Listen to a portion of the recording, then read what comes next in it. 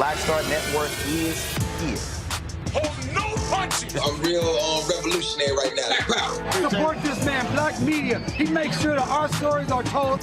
Thank you for being the voice of Black America, Roland. Stay black. I love y'all. All momentum we have now, we have to keep this going. The video looks phenomenal. See, this difference between Black Star Network and Black-owned media and something like CNN. You can't be Black-owned media and be scared. It's time to be smart. Bring your eyeballs home.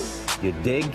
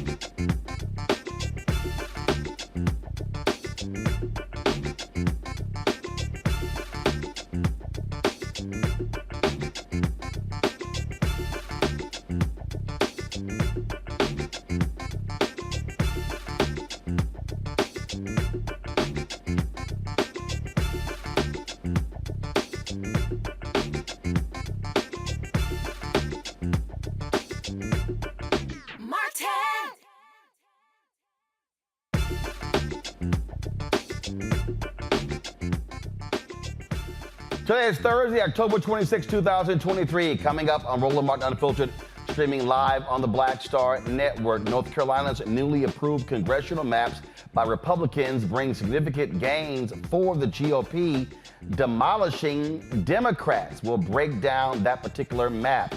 In Georgia, a federal judge has struck down their congressional and legislative maps, saying it violates Section 2 of the Voting Rights Act and discriminates against black voters.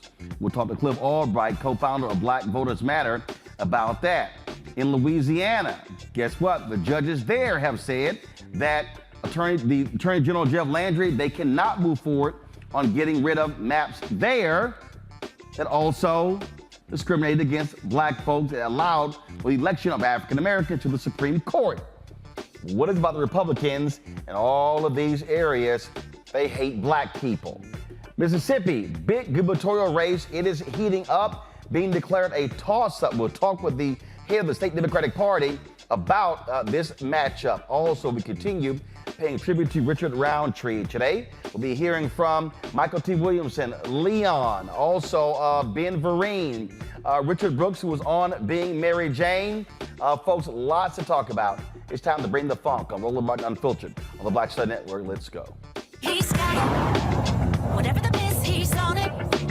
Whatever it is, he's got the scoop, the fact, the find. And when it breaks, he's right on time and it's rolling. Best believe he's knowing. Putting it down from sports to news to politics. With entertainment just for kicks, he's rolling. It's on go, roll, y'all. It's Roland Martin, yeah. Rolling with Roland now. He's funk, he's fresh, he's real, the best, you know he's Roland Martin now.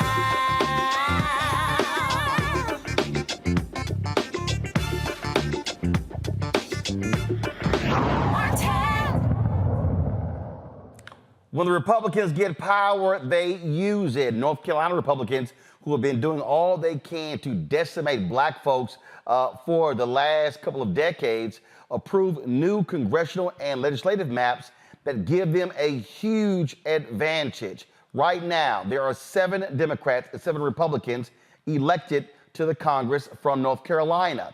They want to change those maps to 10 Republicans, 3 Democrats, and a toss-up seat. They also are protecting the white woman who left the Democratic Party to join the Republicans, giving them a supermajority, allowing them to override the veto of Democratic Governor Roy Cooper.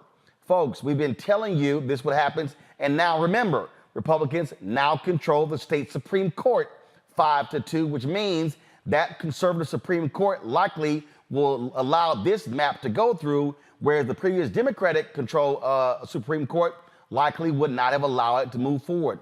State Rep Amber Baker joins us right now. Glad to have you here on the show. And again, we've been focusing on this for years, how dastardly and evil Republicans in North Carolina have been. They have been doing everything to change the lines, to gerrymander, political gerrymander, racial gerrymander, target black folks when it comes to voter ID, when it comes to cutting early voting days. And this is their latest effort. Yeah, Martin, here we are again, Roland. I mean, the maps are horrible. They have taken and carved up districts. They've carved people out of their districts, literally drew around one of the senators' homes and drew her out.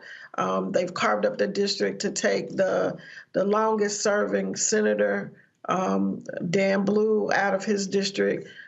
They have split the Wilmington predominantly black precincts and put them into a Republican-leaning district. And it's all a part of their plan. And there's another piece that hasn't hit yet, but is coming, and they're coming after the college students. So we anticipate seeing that bill start to get some movement in a couple of weeks. And I say this all the time, elections have consequences. 2018, Sherry Beasley was Chief Justice of the North Carolina State Supreme Court. She lost by 400 votes.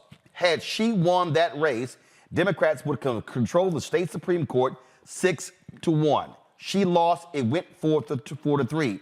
They then lost seats in 2022. Now Republicans control the Supreme Court by 5-2.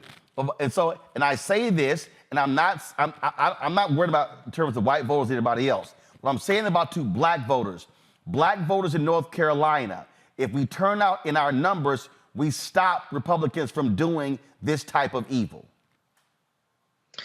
Absolutely. You know, North Carolina is known as a purple district for a reason, and that is because we are fastly becoming Democratic leaning. So it is becoming increasingly more difficult for them to create supermajorities because we are Democratic leaning. And so we have the votes in the state to stop this.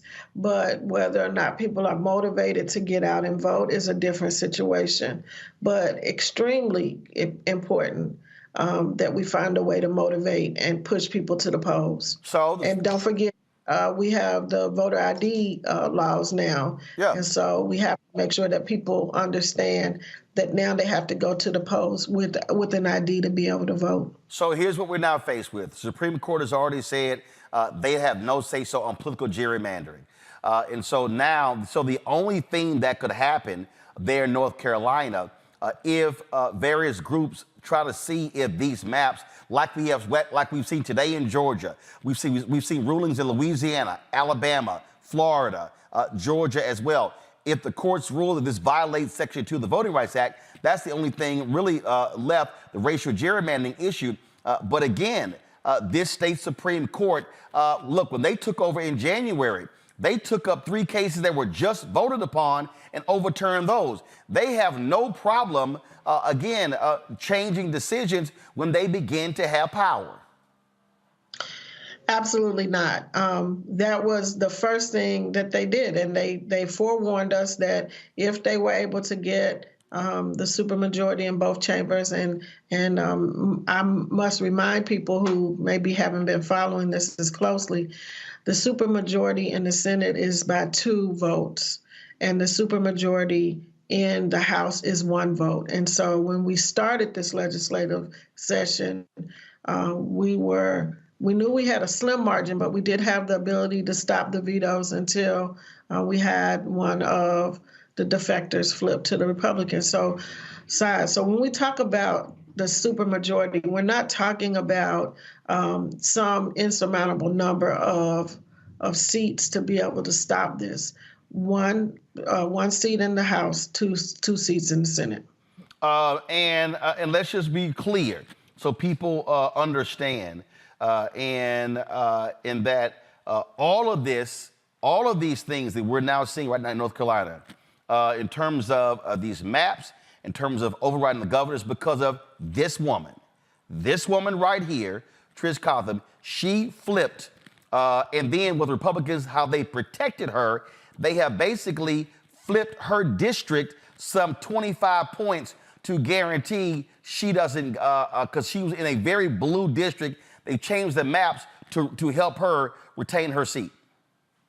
Yeah, if you look at the district that they drew for her, it is still Democratic leaning, but it is definitely more competitive, and it looks like a snake. So they literally carved out a special district to ensure that she possibly could win her seat again. Again, this is why what I keep saying to everybody who's watching and listening, we cannot sit at home. There are consequences. When I talk about connecting the dots, if you don't vote in state representative races, then who controls the House? If you don't vote in state Senate races, who controls the state Senate? But also black voters, and look, those are legislative districts. But in statewide races, there is no excuse for black voters not turning out. And so if we turn out in numbers, we can control the state Supreme Court. We can control statewide offices. And that's really what's critically important. So the next elections, when are the next elections in North Carolina? Are they in 2024? Yes, we run every 2 years. So we filed in December. We adjourned yesterday until the end of November, but we have not completely closed out session. So that is why I'm thinking that there are some additional bills that they want to try to get passed before we actually. Are there any state Supreme Court races on the ballot in 2024? Yeah, there'll be 2 because we have Anita Earls, who is currently challenging and suing because they're trying to remove her from her seat. And we also have Mike Morgan, who has announced he will be running for governor. And so their seats, I think, will be up for 2024. So what you have, but right now Republicans have 5 seats, Democrats have 2. So so basically in 2024, you're trying to protect those 2 Democratic seats. That's correct. Got it. All right then. Representative Baker, we appreciate it. We'll keep watching. We'll see what happens in your state. And again, I hope black folks there are paying attention because them sitting at home not voting does not help this situation. And can I just say this too real quick, Roland, is that, we fought for the seat that is currently being held by Kathy Manning. And that seat was as a result of them not, us as Black people not having fair representation. And so they had to create that district. Of course, she won it because, again, we were not strategic in putting forth the best candidate. So we canceled ourselves out. But they've completely demolished that seat, along with the seat for Jeff Jackson is gone. He announced today that he will not be running for re-election. He's going to run for Attorney General.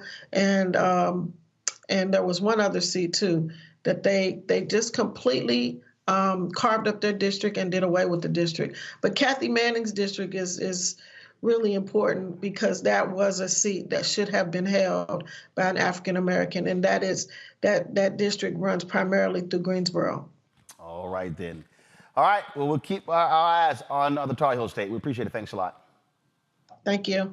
All right, folks, I'll come back. I'll break this down with my panel. We'll also talk about what's happening in Mississippi, in Louisiana, in Georgia.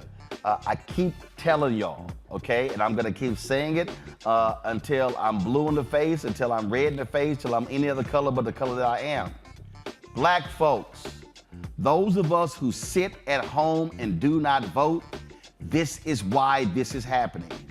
We literally have untapped, unused power.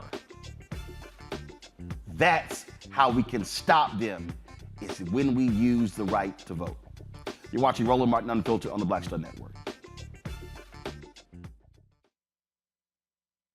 Hi, I'm Dr. Jackie Hood Martin, and I have a question for you. Ever feel as if your life is teetering and the weight and pressure of the world is consistently on your shoulders? Well, let me tell you, living a balanced life isn't easy. Join me each Tuesday on Black Star Network for A Balanced Life with Dr. Jackie.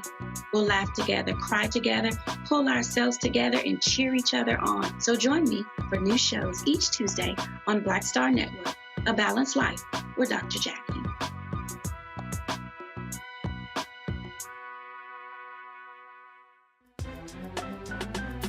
I'm Faraji Muhammad, live from LA. And this is The Culture. The Culture is a two-way conversation. You and me. We talk about the stories, politics, the good, the bad, and the downright ugly. So join our community every day at 3 p.m. Eastern and let your voice be heard. Hey, we're all in this together. So let's talk about it and see what kind of trouble we can get into. It's The Culture, weekdays at 3, only on the Black Star Network. When you talk about blackness and what happens in black culture, we're about covering these things that matter to us, speaking to our issues and concerns. This is a genuine people-powered movement. There's a lot of stuff that we're not getting. You get it, and you spread the word. We wish to plead our own cause. Too long have others spoken for us. We cannot tell our own story if we can't pay for it. This is about covering us. Invest in black-owned media. Your dollars matter. We don't have to keep asking them to cover our stuff. So please support us in what we do, folks. We want to hit 2,000 people, $50 this month, raise $100,000. We're behind 100,000, so we want to hit that. Y'all money makes this possible. Checks and money orders go to P.O. Box 57196, Washington, D.C. 20037-0196. The Cash App is $RM Unfiltered. PayPal is R Martin Unfiltered. Venmo is RM Unfiltered. Zelle is Roland at RolandSMartin.com. What's up, everybody? It's your girl, Latasha from the A. And you're watching Roland Martin Unfiltered.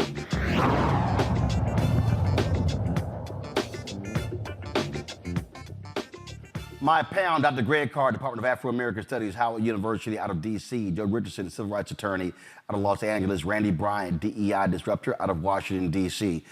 Joe, real simple, when we talk about what was happening here, we better understand that this is an all-out assault on black people. And I had some black people who say, well, Roland, what about everybody else? I don't give a shit about everybody else. I'm talking about us. The numbers don't lie. If we actually vote at anywhere from 65 to 75% of our eligible numbers, we sweep races. They're not even close. Right, and that's one of the issues that folks have to be cognizant of, the whole idea that if we actually show up in numbers, see, the suggestion is that in the South, in these certain places, we actually don't have the numbers to play. And that's absolutely a lie. That's false. And so people have to stop accepting the suggestion that their vote doesn't count. And here's the second thing.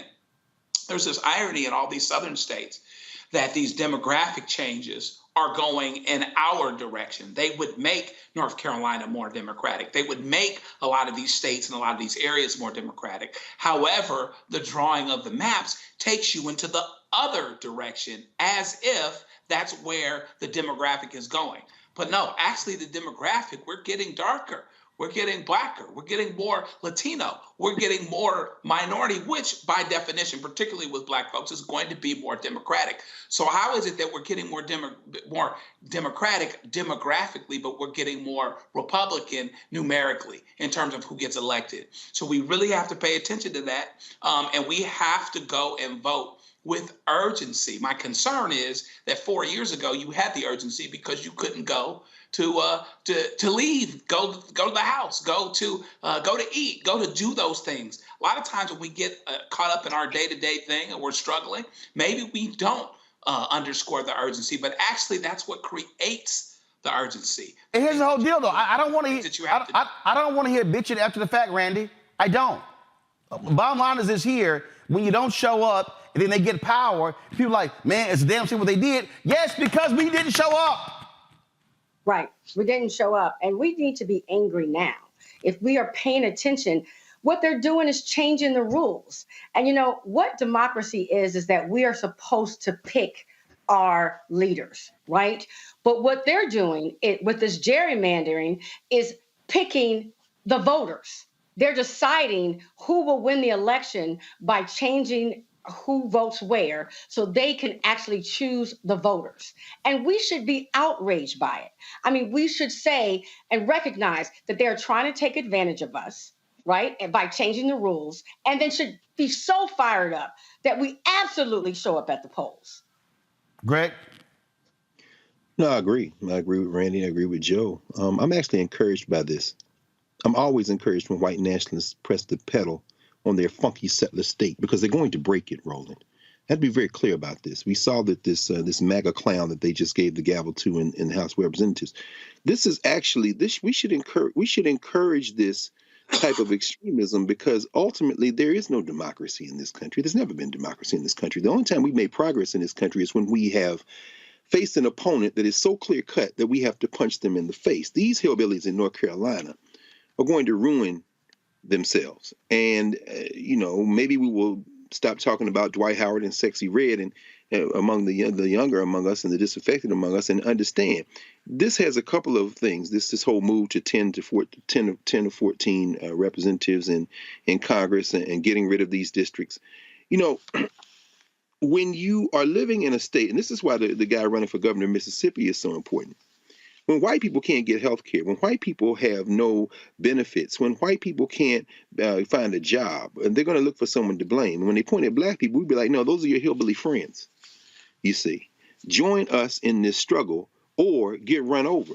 I think we have to have bright lines drawn. We've gotten a little too comfortable in this country. And so I encourage the hillbillies, I encourage the white nationalists to continue to put the pedal to the metal, because when you break it this time, we're going to roll over you like the ocean. I have to believe that that's the next step in this. They have to make it so bad that we will finally act together. Again, what people have to understand, there are real consequences to those who are in power. Speaking of that, let's go to Georgia, where today a federal judge ruled that Georgia must redraw some of its congressional and state legislative districts. U.S. District Court Judge Steve Jones ruled that voting map violated the Voting Rights Act Section 2 and was racially discriminatory against minority voters in the state. In his more than 500-page opinion, Judge Jones gave the state until December 8th to draw new maps before he would appoint someone else to do it. Sounds very similar to Louisiana. Sounds similar to Alabama and Florida. And we could keep going. Cliff Albright, co-founder of Black Voters Matter, joins me now. Cliff, you sent me a text when the ruling came down. Huge victory for you guys and your lawyers. And again, what people need to understand, this is the Republican Party despising black people. This is not just Georgia. This is state after state after state where the Republican Party is deliberately trying to reduce black power, minority power. Exactly. I mean, they're trying to reduce our power, which impacts our communities, but it's not just our communities, because their attack on our communities, on our districts in these states, and you named several of them, right? Alabama, Louisiana, just talking about North Carolina, here in Georgia, Florida, arguably, not even arguably, factually, control of Congress right now hinged on the fact that you had all these districts impacted by white supremacy and voter suppression and racial gerrymandering. Like there's no doubt about it. We'd be dealing with a different Congress right now. We wouldn't have been sitting watching this farce that they've been doing for the past couple of weeks, where they don't even have a Speaker of the House. We'd be able to take action on a range of issues, including issues that concern our community. So what's happening with this racial gerrymandering impacts us most harshly, but it really impacts the entire country, and they know that, right? That's part of what the purpose is. They are using us and our communities and our districts as pawns in order to maintain white supremacy and their control of power. This is what, again, by them controlling the legislature, having supermajorities, and so by the Democrats not even controlling either house, they can do what they want. If you had split governance, let's say Republicans control the Senate and the governor's mansion, but Democrats control the House, and all of a sudden you don't have that. So, for instance, in Virginia, right now, Dems control the state Senate, Republicans control the House, they have the governor's mansion. If black folks turn out, and others turn out and flip 3 seats in Virginia in a few weeks, then Virginia gets a black Speaker of the House, and now all of a sudden Republicans can't simply run the table. That's exactly right. We focus a lot on the congressional redistricting, right, and the congressional representation. But as you just pointed out, what happens in these states, in these state legislatures is absolutely critical. I mean, at the end of the day, it's those state legislators that, in fact, drawing the maps that impact both Congress as well as the state legislatures. And whether or not there's these trifectas where the other side controls all three, the governor's mansion and both houses, both chambers of the legislature, or whether you have this mixed government that you were talking about, that means something, right? It means something for being able to block the worst of the legislation. Even in situations where maybe they control both of the chambers of the legislature, but you're able to capture the governor's mansion. That's the battle that's going on right now in Mississippi, where they have supermajorities in the legislature. But if you at least had the governor's mansion, then that governor could actually block the worst things that they're trying to do, and maybe even slide through some good stuff. And so we've got to recognize that what happens at all of these levels of governance, right? Federal, state, and local, and then within those levels of governance, what happens at the different branches of government, the executive as well as the legislature and the courts, because keep in mind, as y'all were just talking about,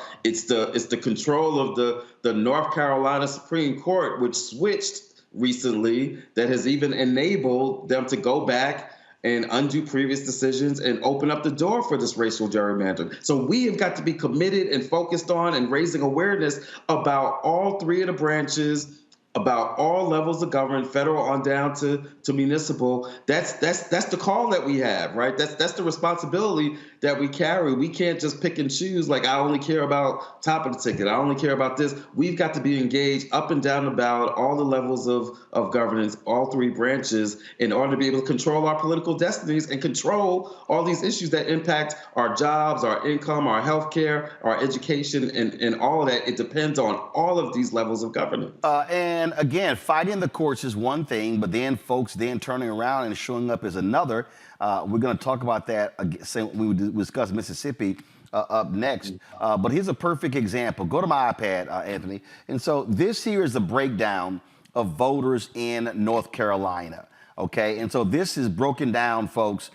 So you see, I'm gonna see over here. Let me see. Let me do this here.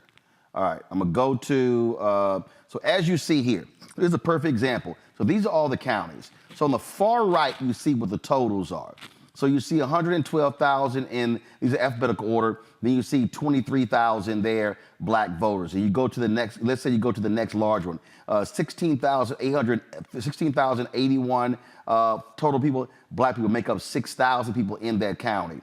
Let's see here. If you go down to, another one, 152,000, you see right at the top, black people are 30,000 alone there. Then if you go down here to, let's see, this one county that's 210,000, African Americans are 84,000 in that particular county. You go to this one right here where we're 232,000 total people in that county. Black people are 72,000 people in that county. The reason I'm saying that, and we're going to discuss this with Mississippi next, because Cliff, we're talking about turnout. Too many organizations and entities are just trying to be so broad. I keep saying, no, you got to go down so granular down to the precinct and literally say, okay, in this precinct, there's 700 eligible voters. They're on the rolls. In the last election, 80 turned out. So that means if you're an organization, we need to be knocking on those doors to go after the 680 people who did not vote. And so then you also have the racial data. And so when I think back to Mississippi in 2000, when Cindy Hyde-Smith ran in a special election against Mike Espy, he lost by 65,000 votes. There are more than 100,000 black people who didn't even vote in the election.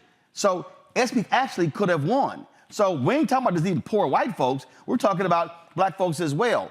We have to understand that when we sit at home, when we check out of elections, we literally are letting those who are oppressing us be in control. That's right, and we've got to, like you said, we got to know that data. We got to get that granular. I was looking at the data just the other night, and there's enough. Going back to that race you just mentioned in 2018 with Espy, the difference. 2019, which was their governor's race. The difference between that governor's race was about 50,000 votes, right? I was looking at some numbers just in like maybe 29 or 30 counties where we do a lot of work, where we got local partners, not even counting Jackson and Hinds County, right? Not even counting Jackson. There's enough black folks. If we increase turnout, just by like 10%, if we get to the Espy levels, right, and maybe a little bit more, but if we get to the Espy levels, just in those 29 predominantly rural counties, that can be the difference, right? It's right here. It's right here. These are the results in 2019. Tate Reeves won with 449,746 votes. Jim Hood got 402,000. That's literally a difference of 47,700 votes. That's right.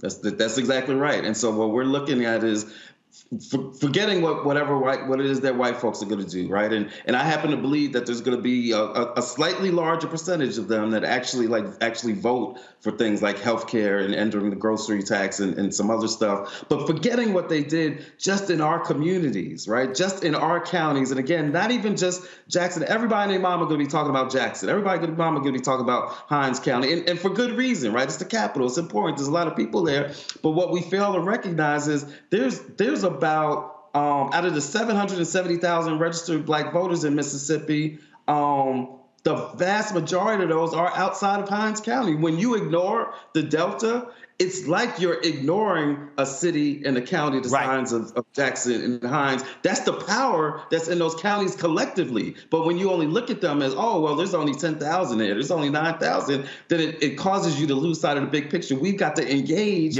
in those counties. We got a door knock, we got a phone call, we got a text. We can't just be about, just like in Georgia, you can't win Georgia just by focusing on Atlanta. Atlanta's important, but if you do that, that is a losing strategy. Yep, absolutely. And so, folks, the win today, you know, is going to get appealed in Georgia. But again, the battles are happening in the courts. We've got to back up the wins in the courts with the wins at the ballot box. Cliff, hold tight 1 second. We come back. We're going to talk with the head of the Mississippi Democratic Party about what's happening there. Again, a huge gubernatorial race that could have major ramifications for Black Mississippians. You're watching Roland Martin Unfiltered, the Black Star Network. Support us in what we do, folks. Ain't nobody else doing what we do. I'm going to tell you right now, okay? Out of all the Black-owned media people out there, nobody out there is doing what we do on a daily basis. Not Essence, not Black Enterprise, not Ebony, not Blavity, not the Griot. You can run all the names down. Nobody's giving you 5 hours of original content every single day that we're doing. Covering live events, news conferences, what's happening on Capitol Hill. Nobody is doing it.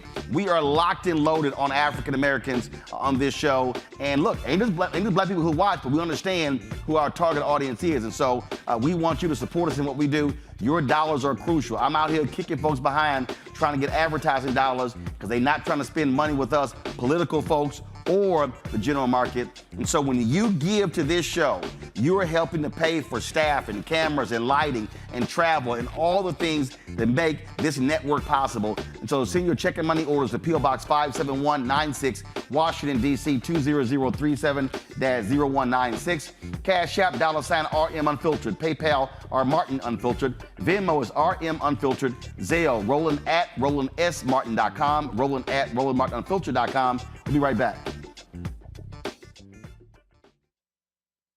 Don't you think it's time to get wealthy? I'm Deborah Owens, America's Wealth Coach, and my new show on the Black Star Network focuses on the things your financial advisor or bank isn't telling you. So watch Get Wealthy on the Black Star Network.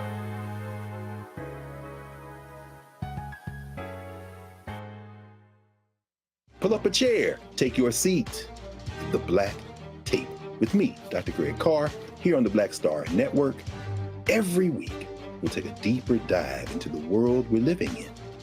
Join the conversation only on the Black Star Network. Hatred on the streets, a horrific scene, a white nationalist rally that descended into deadly violence. White people are losing their damn minds. An angry pro-Trump mob storms the U.S. Capitol. We've seen We're about to see the rise of what I call white minority resistance. We have seen white folks in this country who simply cannot tolerate black folks voting. I think what we're seeing is the inevitable result of violent denial. This is part of American history. Every time that people of color have made progress, whether real or symbolic, there has been what Carol Anderson at Emory University calls white rage as a backlash. This is the rise of the Proud Boys and the Boogaloo Boys. America, there's going to be more of this. Here's all the Proud Boys, guys. This country is getting increasingly racist in its behaviors and its attitudes because of the fear of white people. The fear that they're taking our jobs, they're taking our resources, they're taking our women. This is white fear.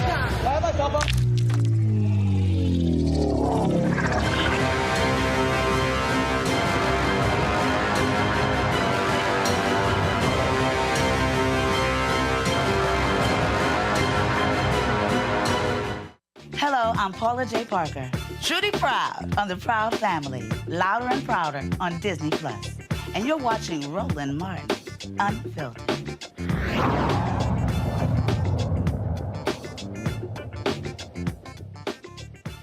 As I said, folks, major race in Mississippi involving MAGA Republican Tate Reeves, who is running against Democrat Brandon Presley. Reeves is the incumbent.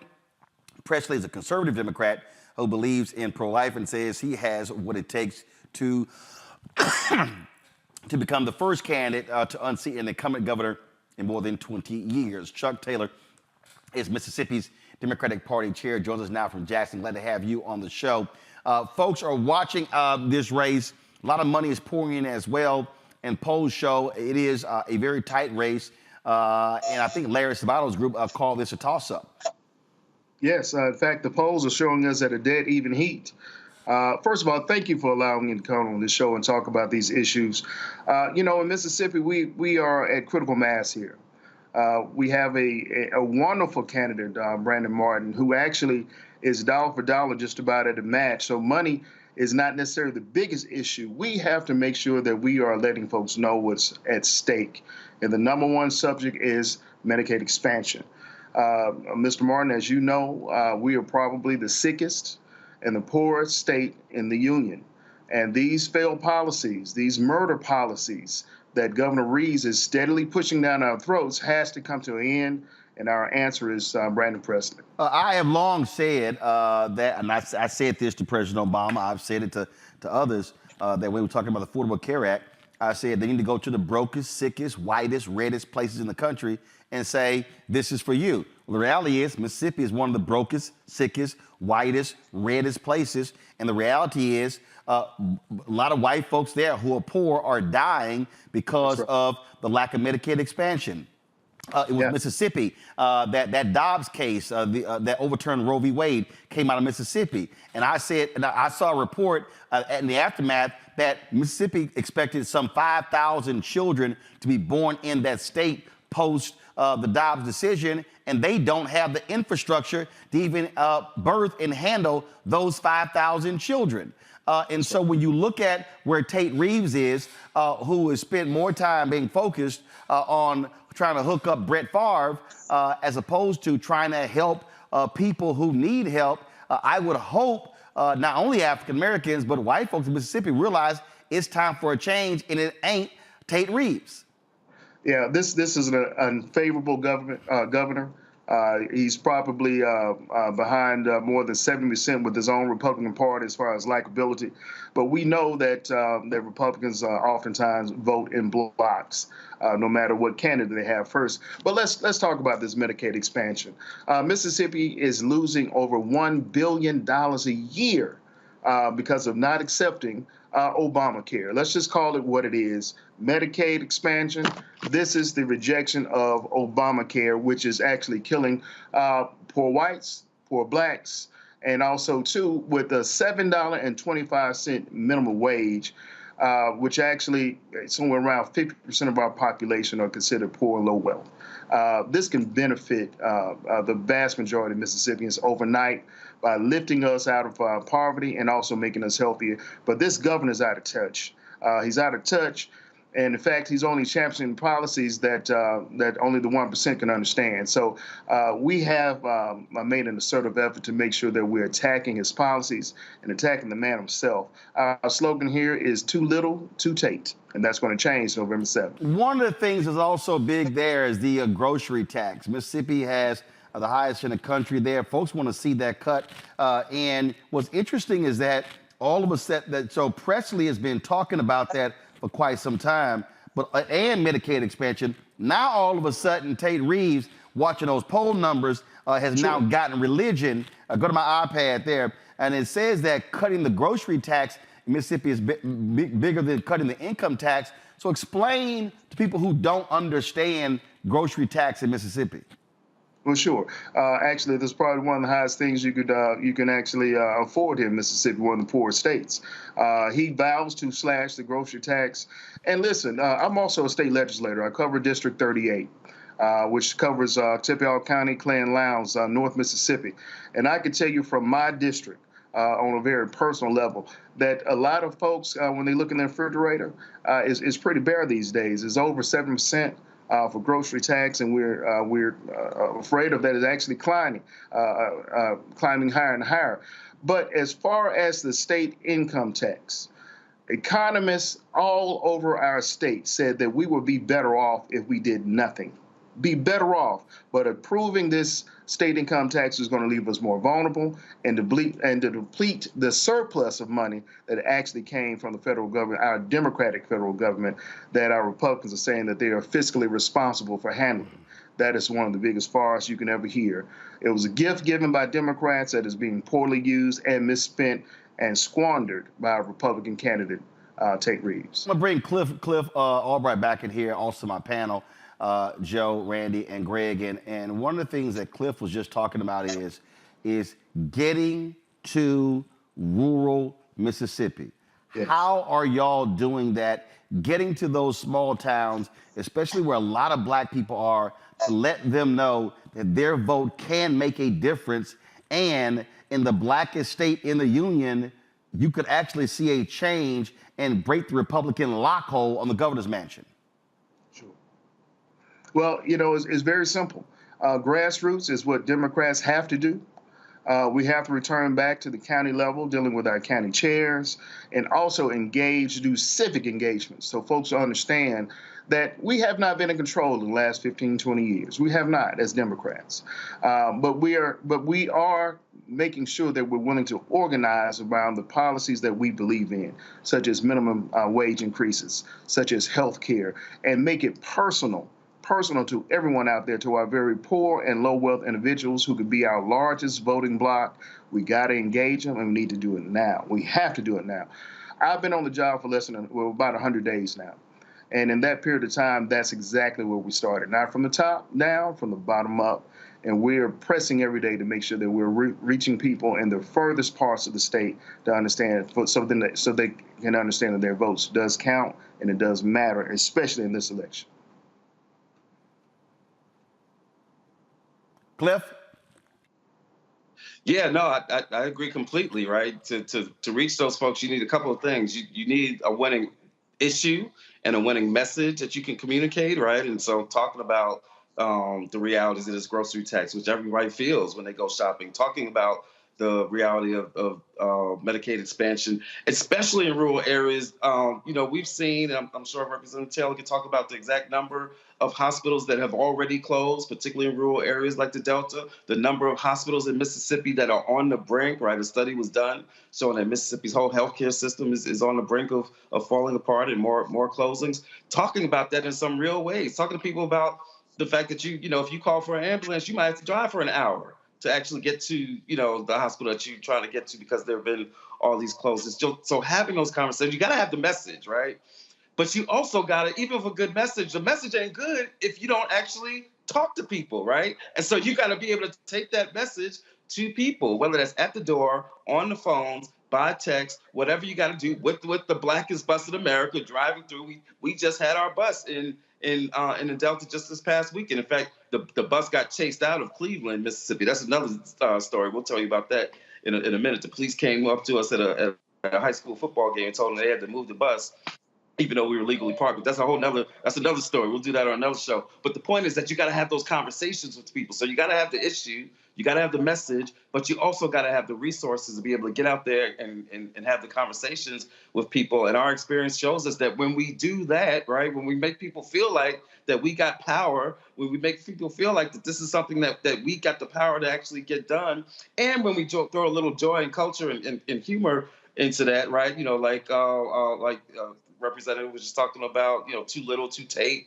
We got billboards out there talking about later Tater, right? We talk about Tater Tot Reeves and later Tater because he got to go. You got to be able to bring, these are very serious issues, but you got to bring some joy, some culture, and even some humor to make this voting process, right? To make it be not a burden that people feel, but make it be like an activity, an event that everybody wants to be down with, because the issues are important, but also because the spirit and the culture is there. It makes people want to be a part of it, and then makes them want to do their part to spread the word, to go tell 5 people. That's been our experience in terms of how we can reach out to those areas that so often don't get touched. Randy, got a question for Mr. Taylor?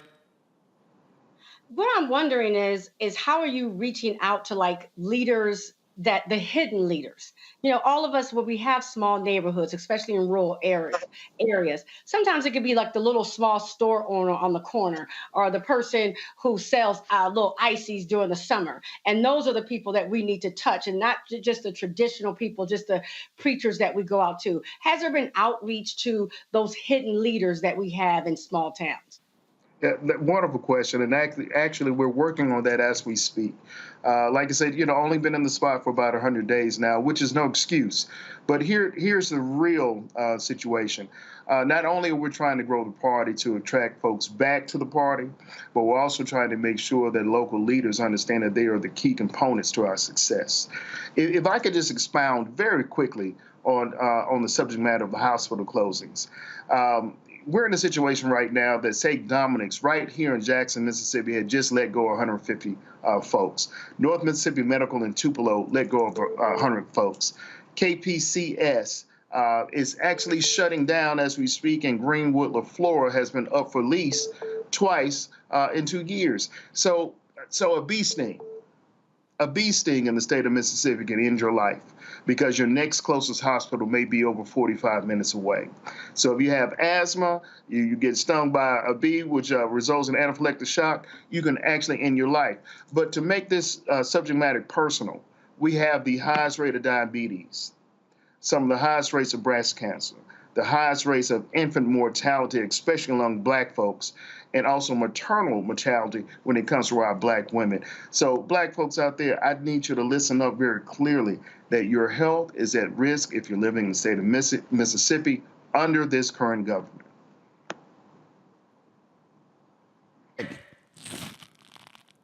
Greg, your question. Thank you, Roland, and thank you, Brother Taylor. It's funny. I was watching candidate Presley campaign at Alcorn's homecoming in Jackson State, and saw the clip that was posted on social media when the DJ interrupted and said, "You come back here next year, right?" He said, "Yeah, I'll be here." He's well known in northern Mississippi, and I guess when I'm reading, central Mississippi and southern Mississippi may be a bit of a challenge.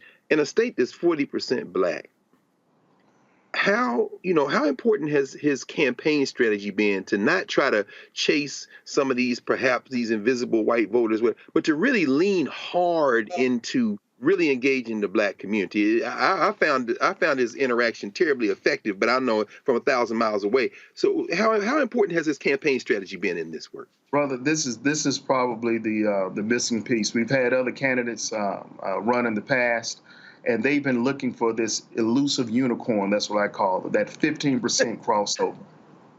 And I call them unicorns because you just can't really find them when the rubber meets the road sometimes. Now, we do know that you're going to have Republicans in this race vote for Brandon Presley, and we're proud of that.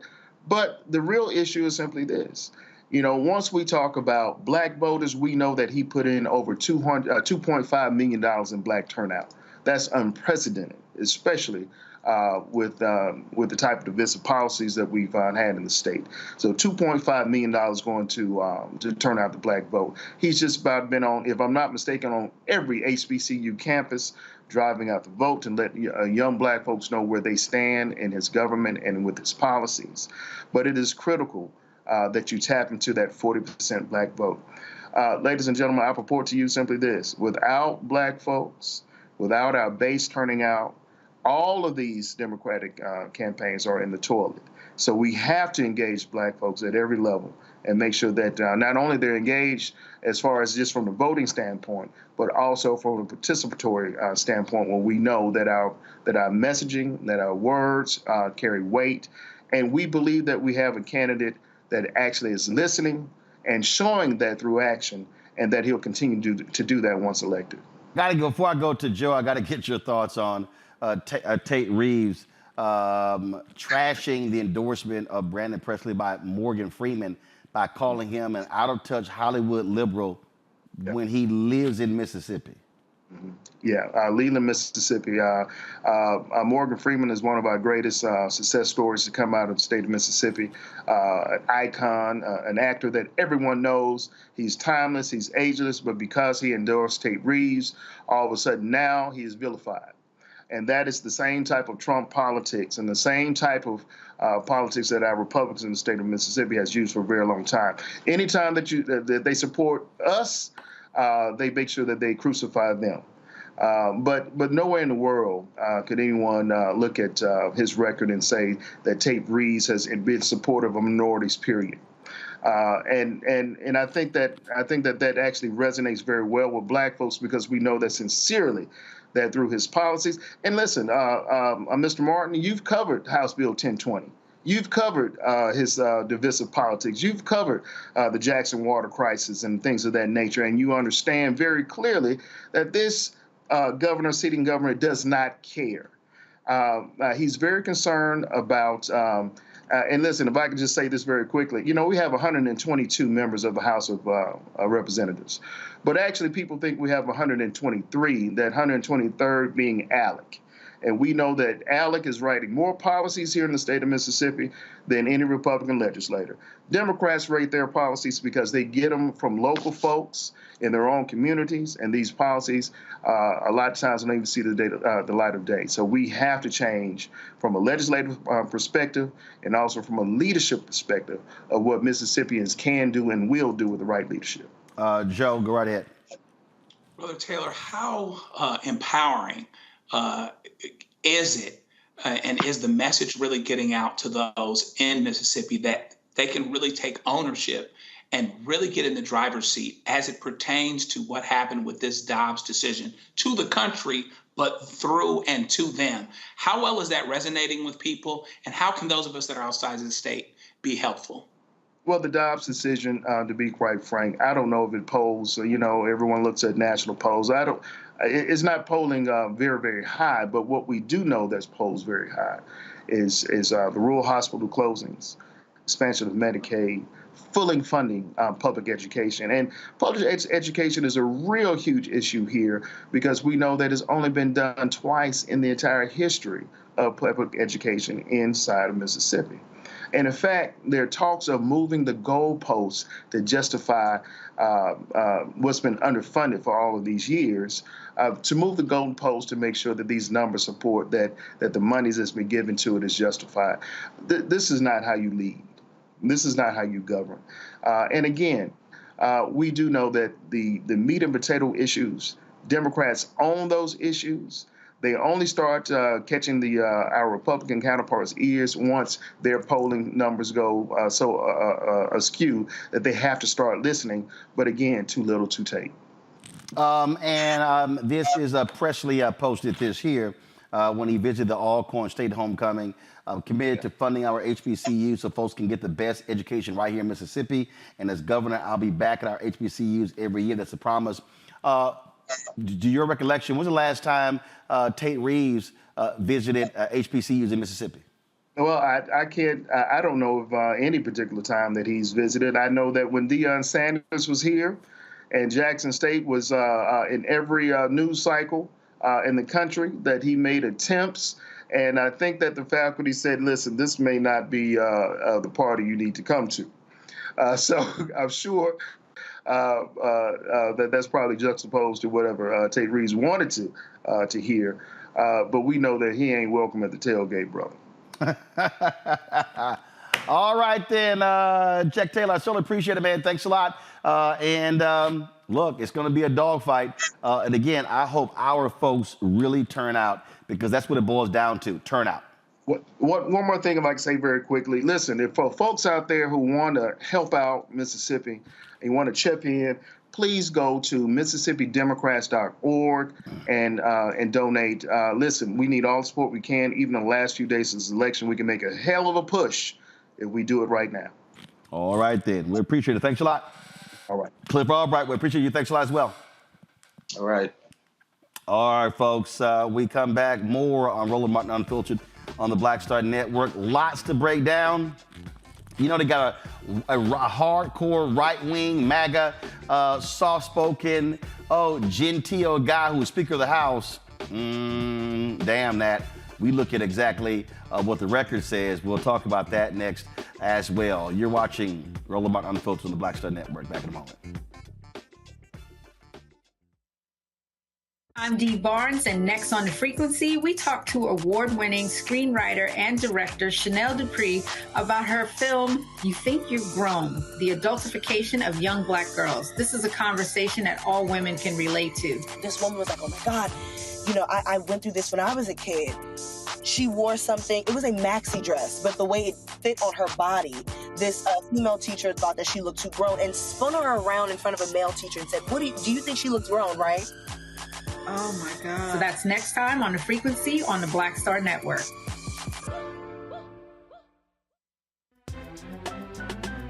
I'm Faraji Muhammad, live from LA. And this is The Culture. The Culture is a two-way conversation. You and me. We talk about the stories, politics, the good, the bad, and the downright ugly. So join our community every day at 3 p.m. Eastern and let your voice be heard. Hey, we're all in this together, so let's talk about it and see what kind of trouble we can get into. It's The Culture, weekdays at 3, only on the Black Star Network. Hi, I'm Dr. Jackie Hood Martin, and I have a question for you. Ever feel as if your life is teetering and the weight and pressure of the world is consistently on your shoulders? Well, let me tell you, living a balanced life isn't easy. Join me each Tuesday on Black Star Network for A Balanced Life with Dr. Jackie. We'll laugh together, cry together, pull ourselves together, and cheer each other on. So join me for new shows each Tuesday on Black Star Network, A Balanced Life with Dr. Jackie.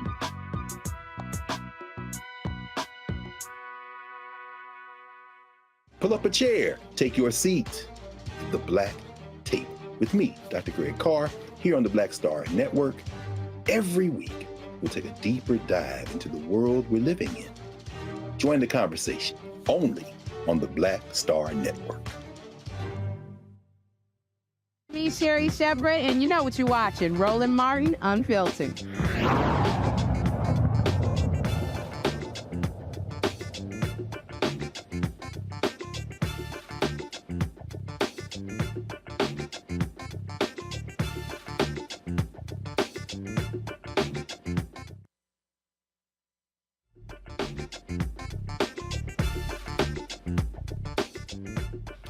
Louisiana Republican Mike Johnson, he's the new Speaker of the House. Oh, they're talking about how nice and gentle he is, but he is hardcore.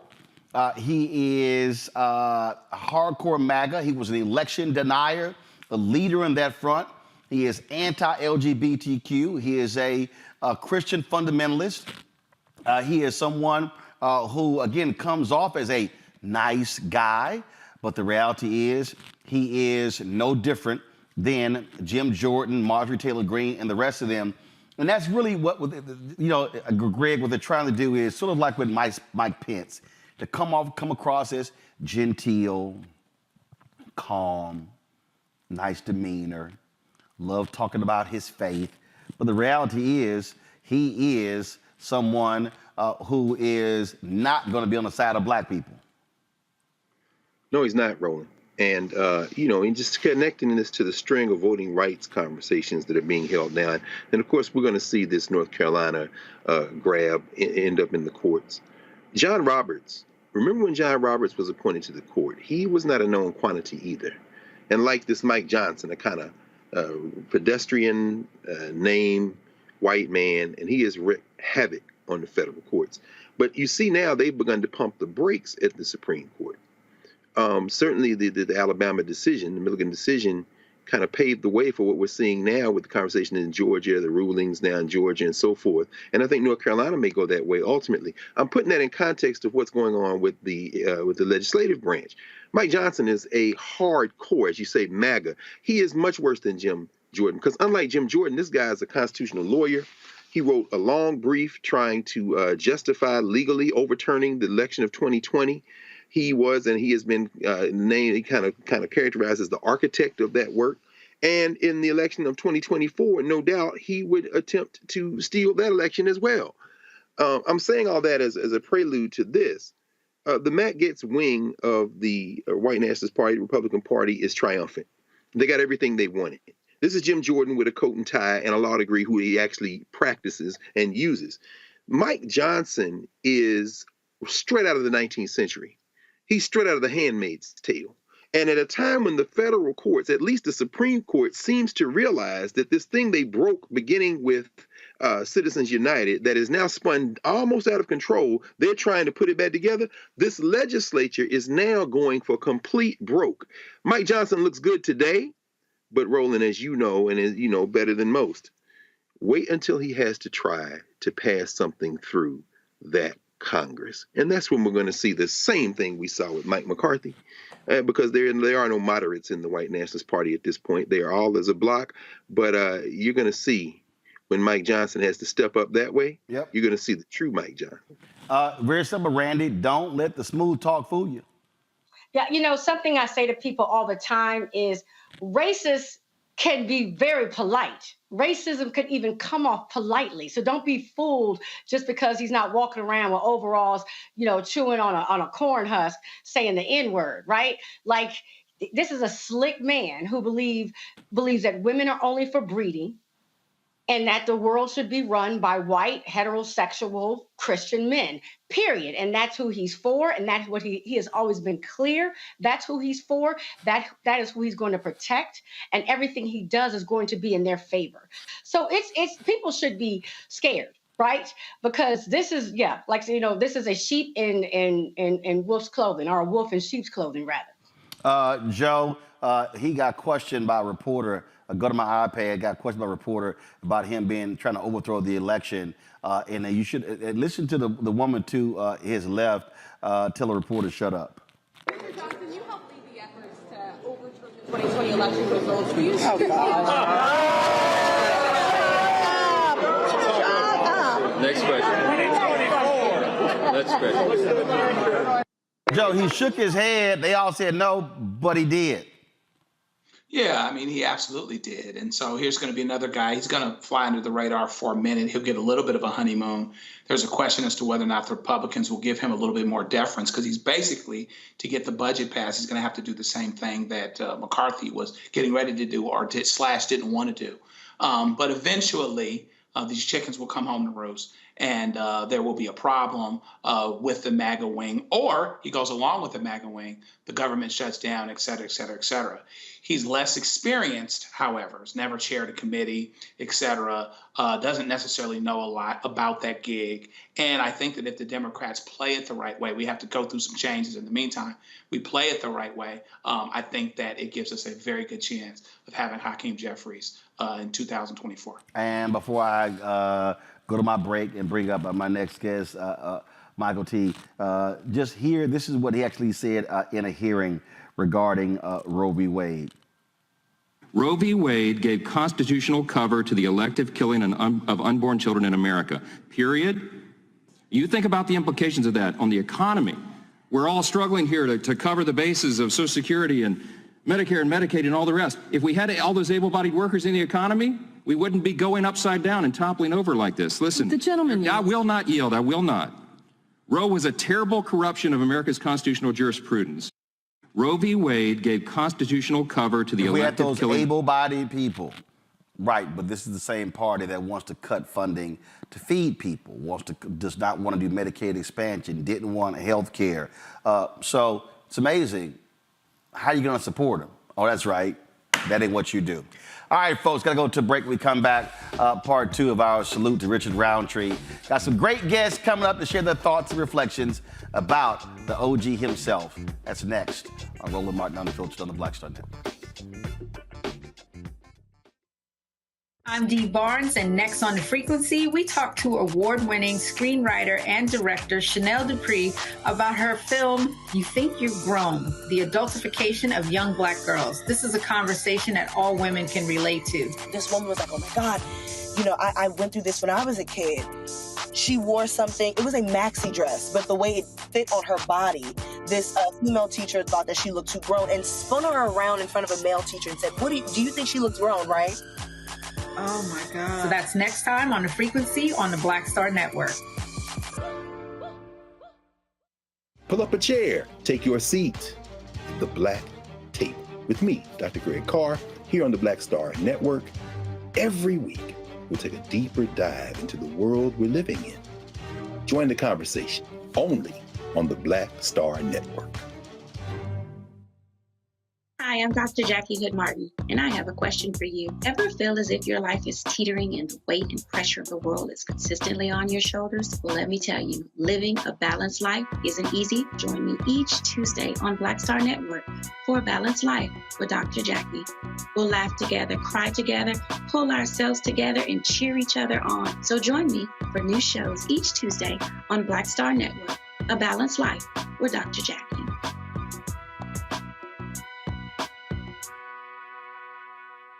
Bruce Smith, creator and executive producer of The Proud Family, Louder and Prouder, and you're watching Roland Martin Unfiltered.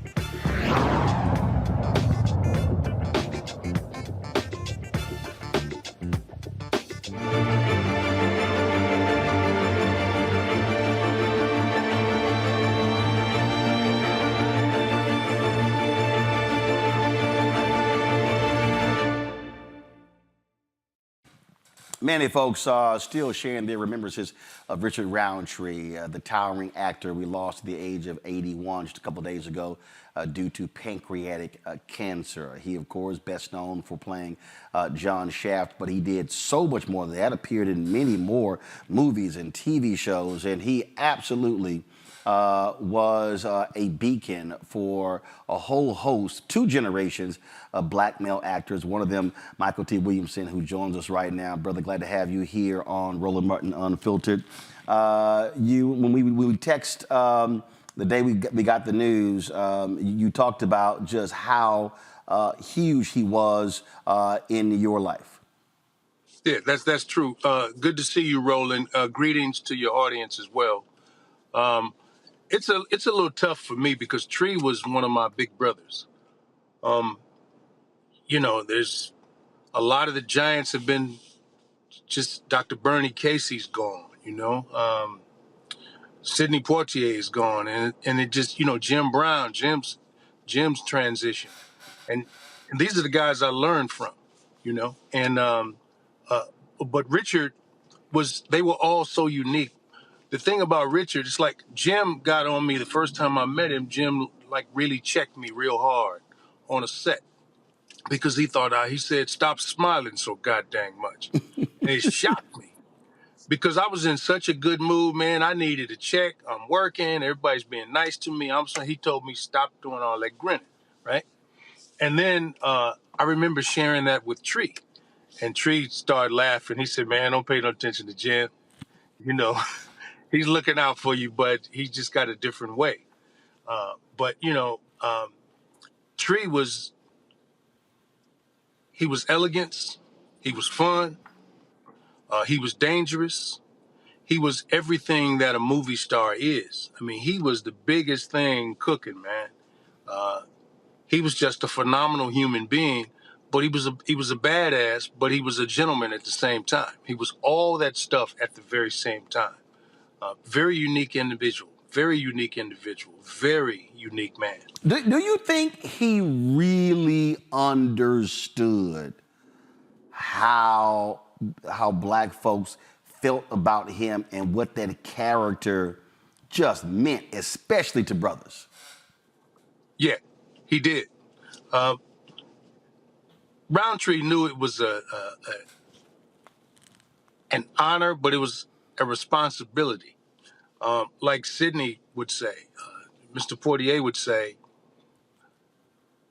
it's a tremendous responsibility that comes with being who you are, where you are. It's when the cameras point at you, you have to represent excellence all the time. And that's what Richard did in a different way than Sidney Poitier did it, in a different way than Dick Anthony Williams did it, in a different way than Billy D. Williams did it. And all these guys, all of them, big brothers, man. Those are the guys we looked up to and asked questions. The great, the legendary, the living legend, Glenn Turman. I learned how to hit a mark and how to stand in my own light, following Glenn around, going to the store, picking up potato chips and bringing them back. Whatever Glenn wanted, I went and got it for him. Richard was that to a whole lot of us as well. I just look at these filmmakers, man. It's, oh my God. I'm overwhelmed. It's a little tough right now. I was trying to get Glenn to come talk to you, but he's not ready. You know. Well, yeah, I texted Glenn the other day, and I knew how close they were. I didn't ask him, but we live streamed Richard's 80th birthday party, and we ran the interview that I did with Glenn talking about him. But I knew it was going to be too tough for him to talk about losing Richard. Yeah, well, you know, I was on the road as I am now, so I wasn't able to get together with all the cats who went and saw him a few days before he transitioned. But I know that they had a cigar together and were able to lift his spirits a bit. And you know, a couple of days later, we all got word that he had made his transition. I can't thank Richard Roundtree enough for the way that he represented himself as a man, but also the way he represented us as a people. He and Muhammad Ali were the two men who told me that no matter how high you go, you'll always be a nigger in the eyes of some of these people. And I had a problem with that. The first person to tell me that was Muhammad Ali. And then Richard Roundtree told me the same thing. And I didn't want to accept it. I figured that everybody wouldn't look at the industry, wouldn't look at me the way that they thought, the way that Tree and all the other brothers had been treated, Fred Williamson and so on. But it's true. You know, you'll always be black. Embrace it. As much fun as it is being black, Yep. It's like now there's a lot of people who want to be black. They just don't want to give up the white privilege. You know, they lay in the sun and tan and all this stuff. But it's a different set of rules for other folks than there is for us. And it's absolutely the truth. But it shouldn't demotivate you. It should actually fire your ass up so you keep rolling, you know. And I would never want to punk out and let it make me bitter because I got too much work to do, man. I got folks I need to represent. And we really have to step up now that the giants that ushered us in, you know, are starting to leave us, man. You know, it's there's a lot of food for thought. There's a lot to think about right now. Indeed. Michael T. Williamson, I would appreciate you sharing your reflections about Richard Roundtree. Thank you, sir. I appreciate you. Thank you for your love for Richard. Appreciate it. Bye, Thanks a bunch. You got it. Thank you. The thing here, what he said there, Joe, I think is critically important. But also, loss is a natural part of life, which means those who sat under those giants later become giants. Absolutely. And our job is to do it to the next generation. And to do it to the next generation and to remind us, you know, Brother Williamson's accomplished a lot in this business, but I would have asked him to remind us of how hard it is. You know, we lose perspective if we're 20, 30, 40, 50 years old. Maybe we didn't see Richard Roundtree, you know, in the first black exploitation films, et cetera, and Fred Williamson and Jim Brown. But it's a grind and it's hard and it's still hard, even though we're seeing more, not just getting the work, but getting the roles. And so he has a great grasp of what it's going to take and stepping forward. And it's wonderful that Richard Roundtree gets to rest easy because of how much him and other folks have influenced this next generation. And hopefully we can keep it moving and just be reminded of who we are and that it's not easy. Also, keep in mind, go to my iPad. You know, obviously for us, Randy, you know, we are fans. We lose an icon. But what you're seeing here, these are Richard's children. This was from his 80th birthday.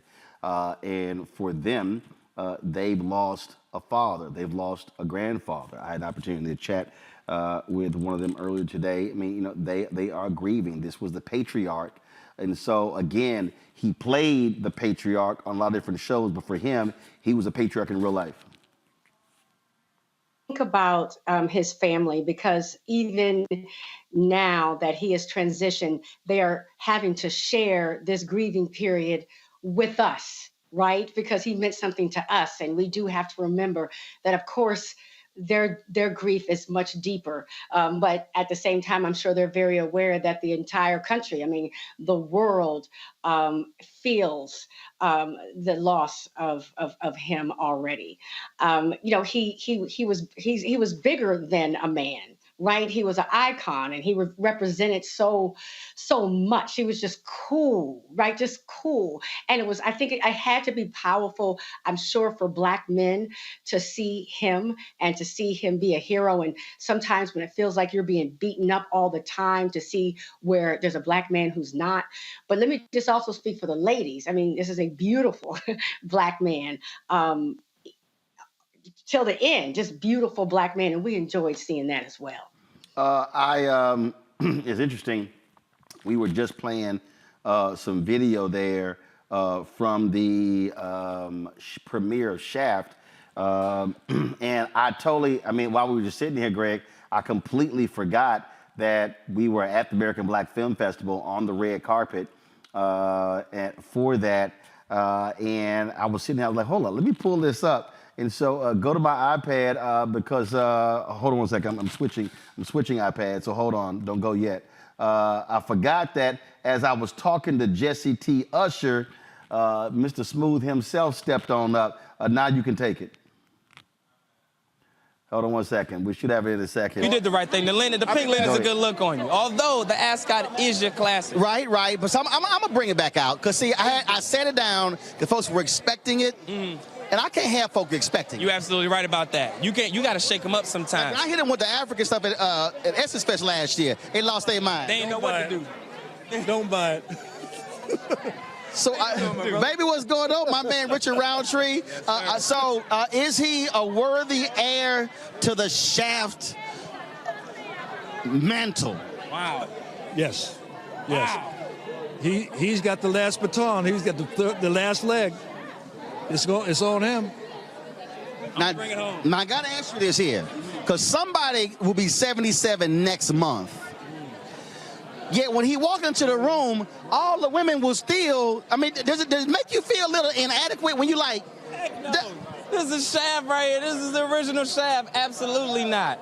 It would make me feel less than coming onto this project if that didn't happen. But the fact that it does, it makes me feel even better. This young brother can hold his own. I'm so proud of him. Thank you. To see the way he evolved and handled his shit. Go ahead. Don't worry about it. My show's called Roland Martin Unfiltered.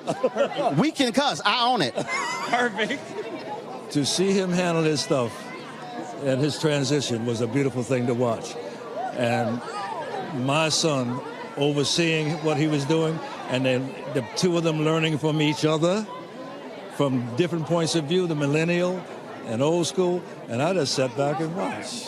Now, I'm going to have him tell this story, because I tell this story all the time, where your daddy told you. I use this in speeches all the time.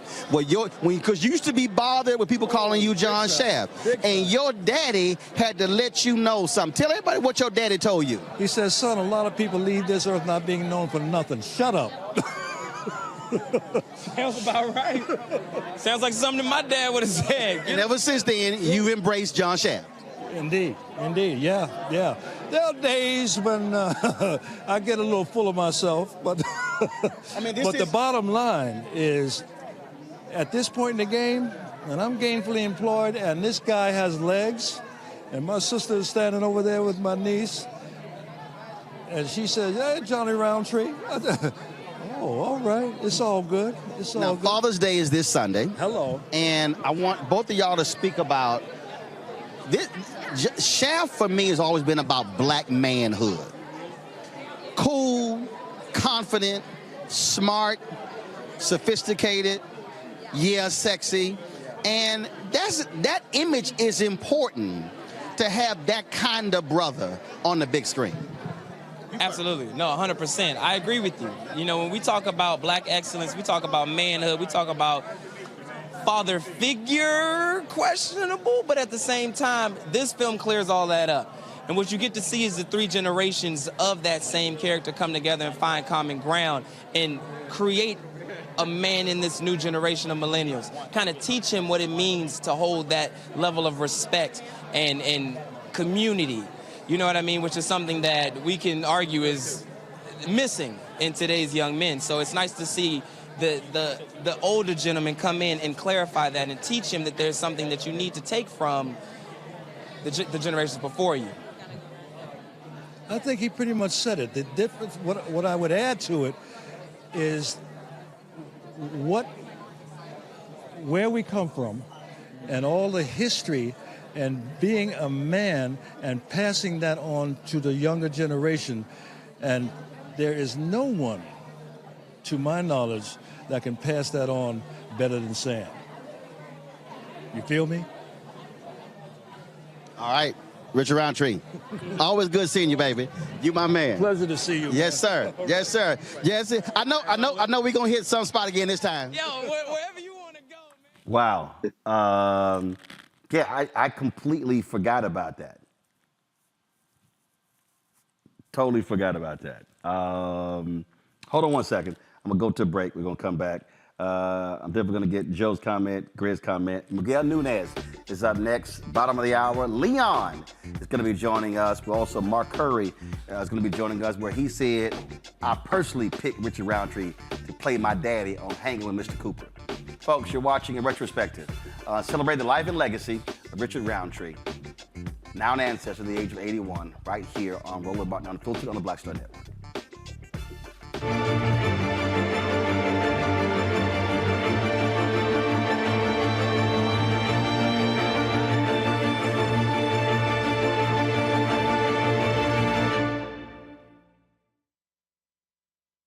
Hatred on the streets, a horrific scene, a white nationalist rally that descended into deadly violence. White people are losing their damn minds. As an angry pro-Trump mob storms the U.S. Capitol, We're about to see the rise of what I call white minority resistance.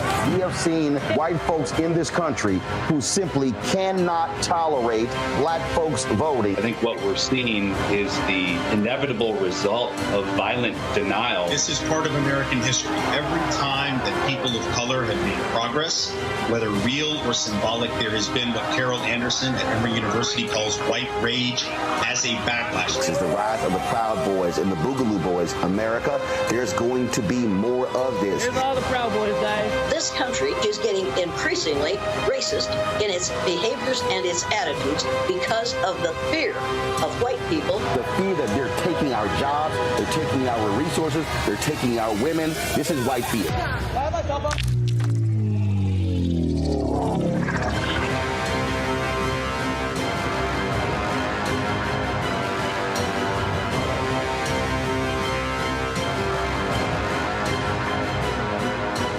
Don't you think it's time to get wealthy?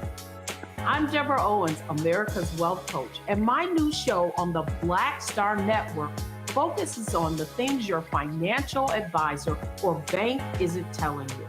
So watch Get Wealthy on the Black Star Network.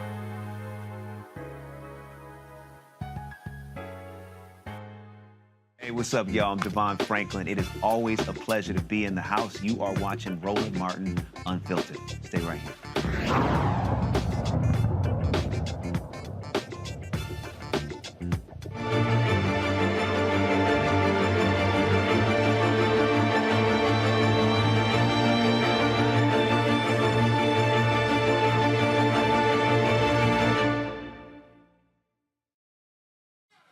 Joining us right now is actor Miguel Nunez. Glad to have Miguel on the show. Miguel, just your thoughts, reflections on the great Richard Roundtree.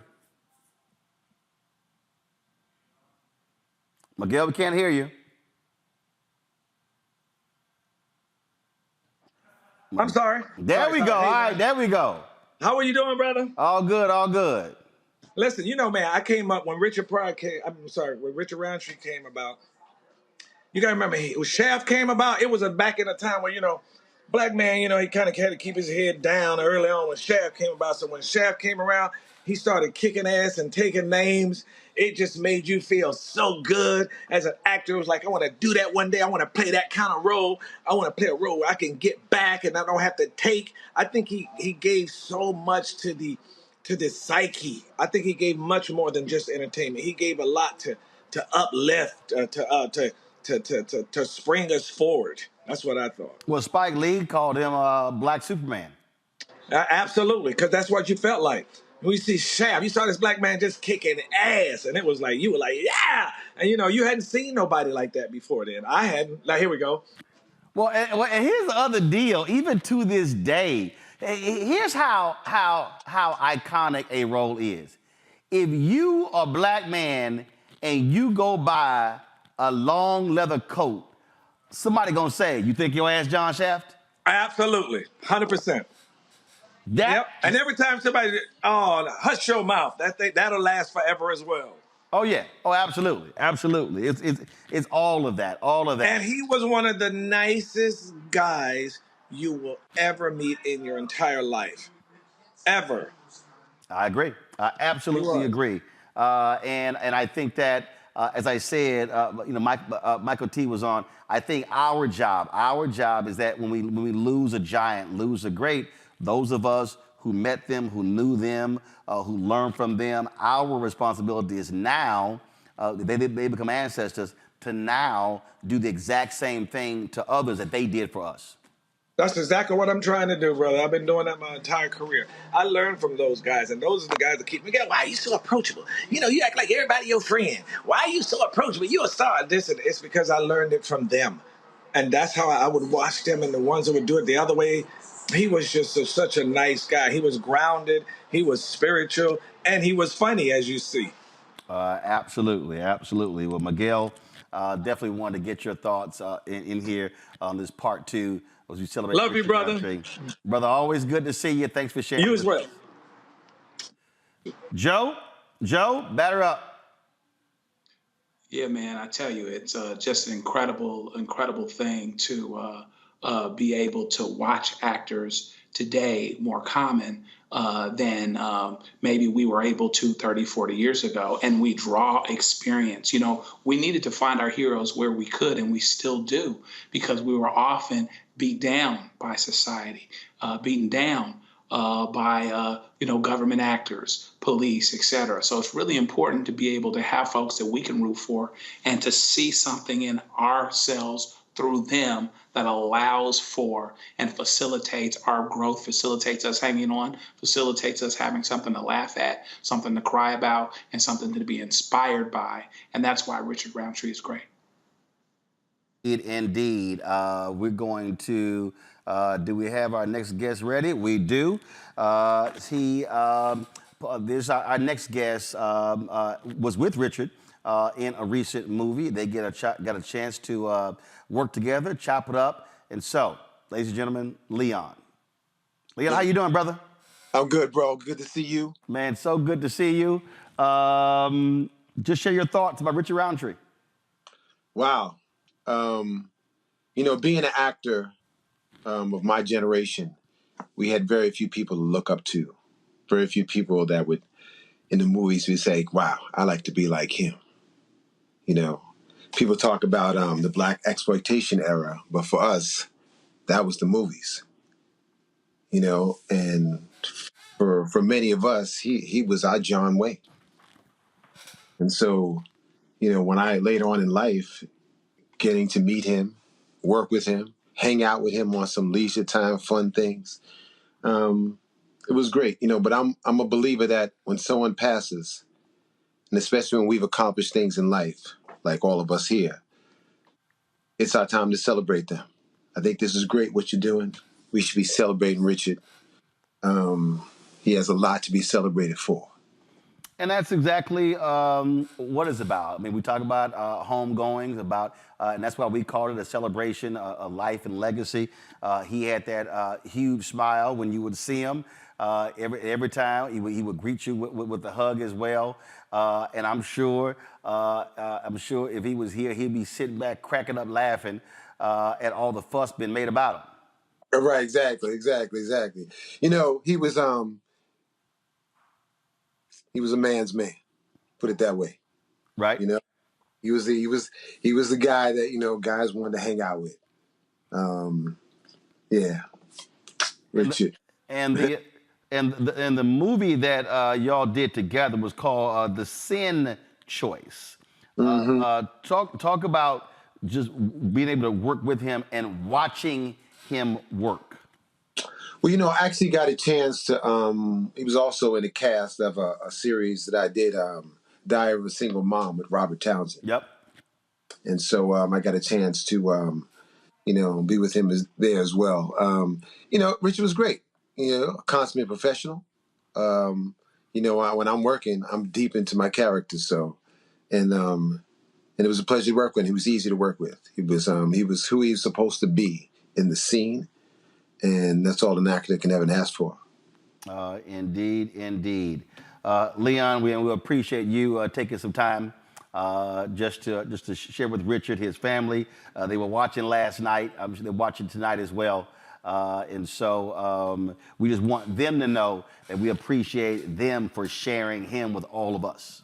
Without a doubt, God bless the family. God bless all of us who will miss Richard.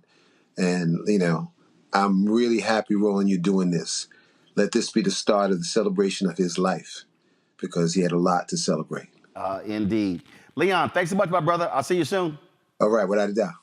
Folks, last year at the 80th birthday celebration in Los Angeles, I caught up with Ben Vereen, who had a couple of things to say about his dear friend, Richard Roundtree.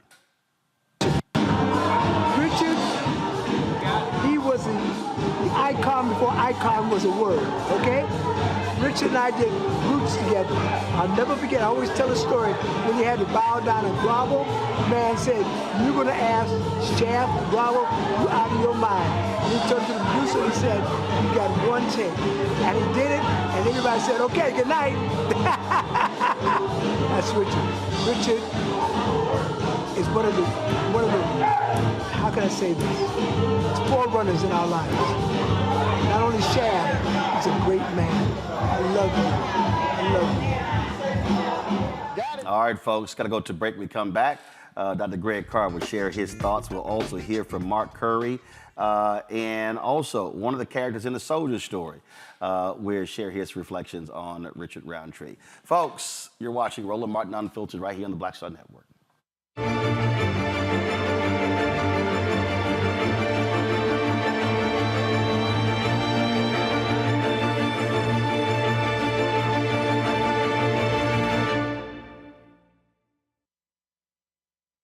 When you talk about blackness and what happens in black culture, we're about covering these things that matter to us, speaking to our issues and concerns. This is a genuine people-powered movement. There's a lot of stuff that we're not getting. You get it, and you spread the word. We wish to plead our own cause.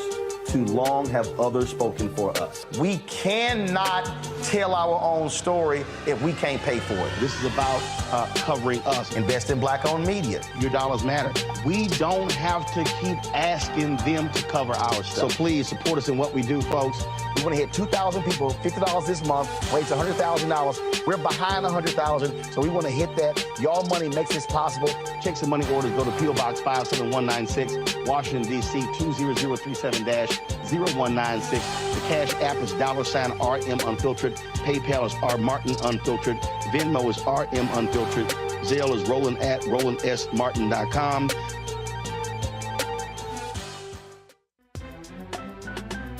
I'm Faraji Muhammad, live from LA.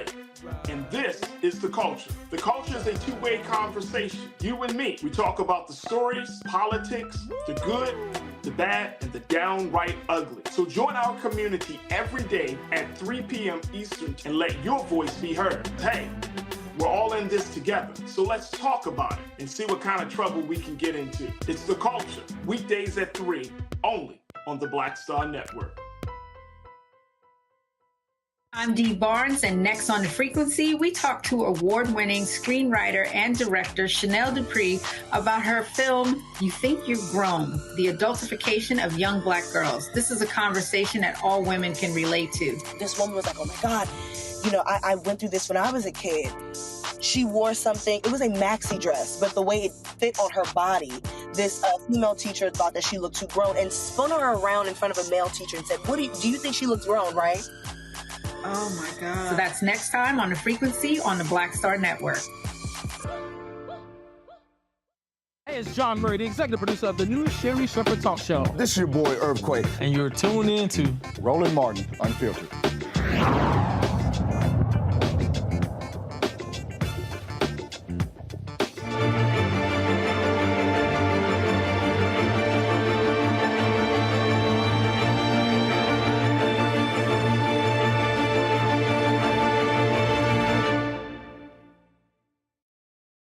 When I heard comedian Mark Curry about Richard Roundtree, he said, man, I got to come on because when I did my show, Hanging with Mr. Cooper, I said only Richard Roundtree is going to play my daddy.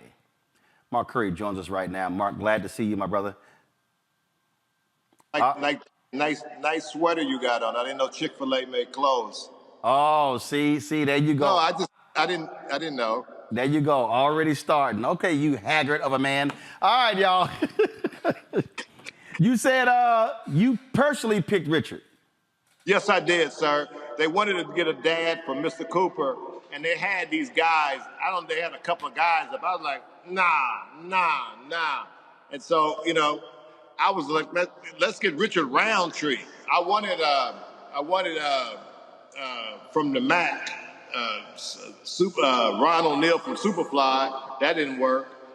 Ron Julian from the Mac. That didn't work. So the next one was Shaft, and they didn't want to do Shaft. We don't know about him. I said, no, I can't have I got to have a powerful father figure. And that's how it came about. And he was a great man. I worked with him. He was so beautiful and positive and taught me a lot of things about the industry. And he played your father for how long? You know, he was my dad for the series for 5 years. And so being with him, watching him work, watching him do his thing, what did you learn? What do you remember about some of those conversations? He was such a star, such a big star, but he was so humble and so cool and so smooth. And he taught me, you know, he just taught me little cues on the set. He just, you know, told me some incredible stories. You know, just being around someone like that, you know, an iconic person that I grew up with, and that was really, really nice. I mean, this dude was beyond nice. I'm sure you met him. You knew how nice he was. He was a different nice. Oh, yeah. He was really just different nice. And so it was just great to be with him. I remember working with him, and my daddy, you know, my mom and dad was excited. That's Shaft. That's Richard Roundtree. You know, my father, I had a coat like him. Well, and it absolutely was nice, had that huge smile. But as you said, he understood his craft and was serious about it. He was serious about it. He was serious about it, knew his lines, was incredible, was humble, handsome. You know, all the ladies liked him. He was smooth. And he taught me some great encouraging words about the industry. He had been in it so long, and he was so iconic to me. He was Shaft. He was the first positive role model black man that I saw in movies that, you know, that was positive. He was a positive role model. You know, I hate to say, I grew up in Oakland, California. That's where they made the Mac. So, you know, we came from pimping and Mac lifestyles. So that's what I looked at all my life. And that's what I remember. But when Shaft came along, Shaft was something that the first time that black people was like, whoa, he's taking up for us. He's taking it to the man.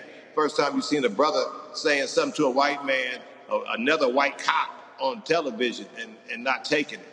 So he was so positive. He was so awesome. You know, he went with my character, Mr. Cooper.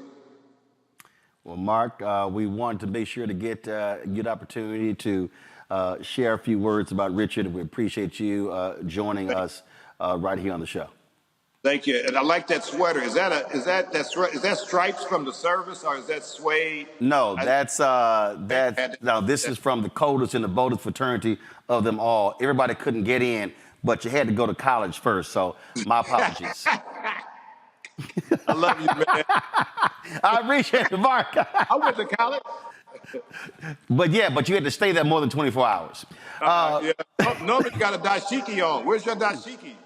Oh, but see, I got to hit you with different looks, see, because you can't be expecting a look. But we know you're going to have the same look.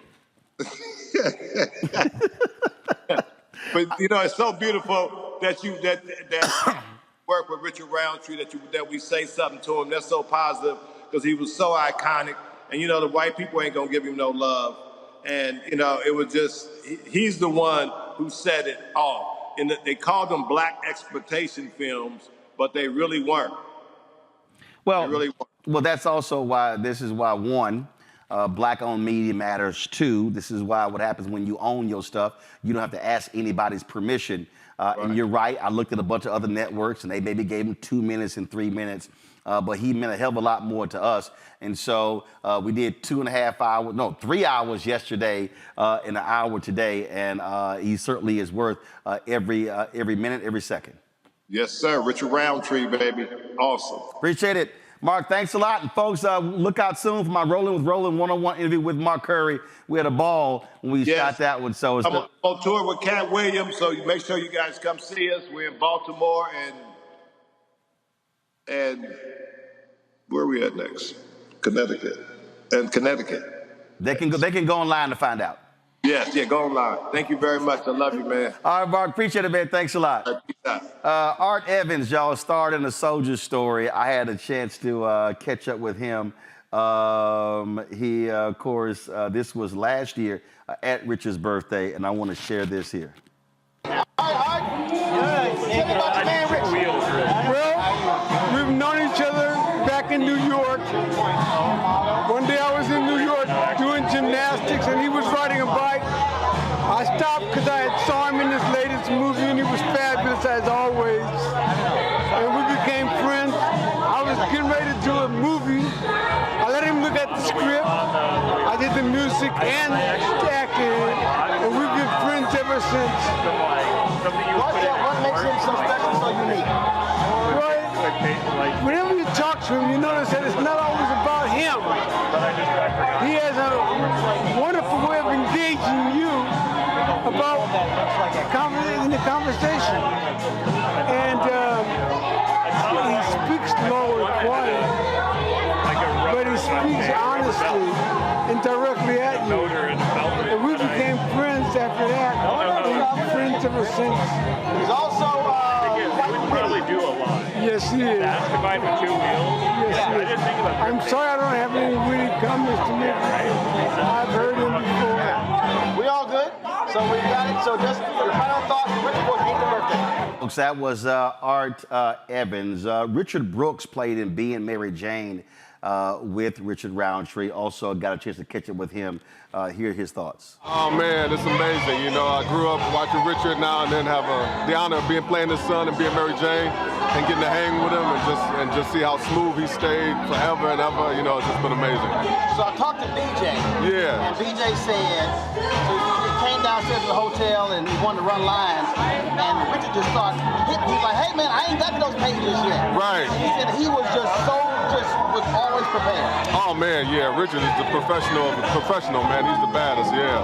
No, we always got to have a great time working together. I mean, it's too bad we don't get to do it more. You know, being Mary Jane was so much fun, but Richard is the tightest, man, yeah. One of the things that I said, he asked me to speak, I talked about how he represented black manhood. Right. So even being Mary Jane, I mean, so he represented that black father who cared deeply about his family, about his children. Right, exactly, yeah. Well, being Mary Jane, yeah, Richard was the ultimate father, you know, watching out for being Mary Jane, obviously for Mary Jane and all the boys, the Patterson brothers, and just, you know, it was a rare opportunity to get to play a family like that, you know, to have everybody, mom, dad, brothers, sisters, and just tell that kind of human story. You know, I haven't done that since like maybe To Sleep with Anger. So it kind of was really great. So final words, what you want to tell him about his 80? Shoot, happy birthday, man, you the man. Another 80, yo, you're just the baddest ever. Love you doubly. Happy birthday, Rich. All right. That, of course, was last year. Rich only found out a couple of months ago that he was diagnosed with pancreatic cancer, stage 4. He passed away 2 days ago at his Los Angeles home, surrounded by his family. Strong, dignified to the end. Greg Carr. Yeah, no, absolutely. I mean, facing death like that, man. You know, his last act of cool on this side of Earth, and now he's a powerful ancestor. It's funny, Richard Brooks mentions To Sleep with Anger, the film that Charles Burdett did. Charles Burdett's part of the L.A. Rebellion, the group of filmmakers that Holly Garima, Julie Dash, and others were out there. They chose the independent route. On the other hand, you had folks like, as we know, our brother Melvin Van Peebles with Sweet Sweetback's Badass Song, and then Gordon Parks with Shaft in 1971, 72, 73, who were trying to go the Hollywood route. And Richard Roundtree kind of spans both of those in many ways, a trained actor, you know, with that kind of thing. You know, I came into class this afternoon, my students, and I said, I got a pop quiz question. I said, who is the man who would risk his neck for his brother, man? Silence. Silence. I said, what? Yeah. I said, do y'all? None of them have ever seen Shaft. However, when I mentioned Jesse T. Usher and the third of the Shaft trilogy in terms of the afterlives of Shaft, they said, oh yeah. And Samuel L. Jackson was the bridge there. I bring it up because Gordon Parks said in an interview, he was in London. This is after his son had to call him in New York when they debuted Shaft. And he said, I didn't know whether it was going to be successful. His son called him and said, Dad, you got to get down here. The line is out the building. They're going to have to show it over and over again. He got to London. And somebody asked him, a reporter said, well, why did you call it Shaft? And he said, well, it's because we giving the finger to the society. And so even the idea of Shaft, Isaac Hayes saying he took the soundtrack, and Gordon Parks told him, give me a soundtrack for this man coming up out of the subway with that iconic notion.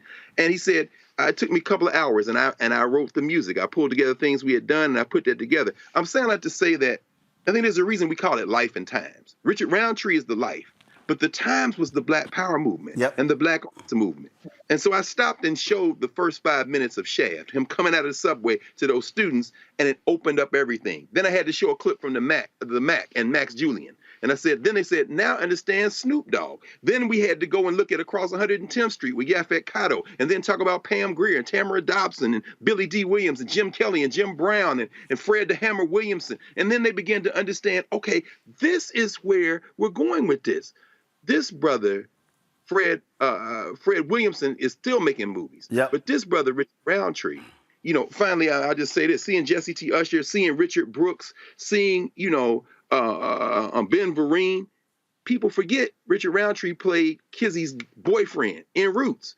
But the new generation, they don't remember any of that, and it's up to us to remind them of that momentum. See, Randy, Joe, and Greg, at my TV One show, I still do it. If certain folk come on my show, I don't care how old you are, there are certain movies that I will snatch black cards if you have not seen. And so, we had this debate, and we were at Congressional Black Caucus Foundation, and it was several sisters, and it was a young brother. They were like, yo, Roland, you can't be holding that against us because we younger. I'm like, I don't give a damn. I said, I knew about certain movies and certain songs that took place before I was born. I was like, I don't want to hear it. I don't care. If you black, I need everybody listening to me right now. If you black, if your ass ain't seen Car Wash, Coolie High, the original Shaft, those are three that you need to absolutely watch. I remember, so Tiffany Lofton, Tiffany was so funny.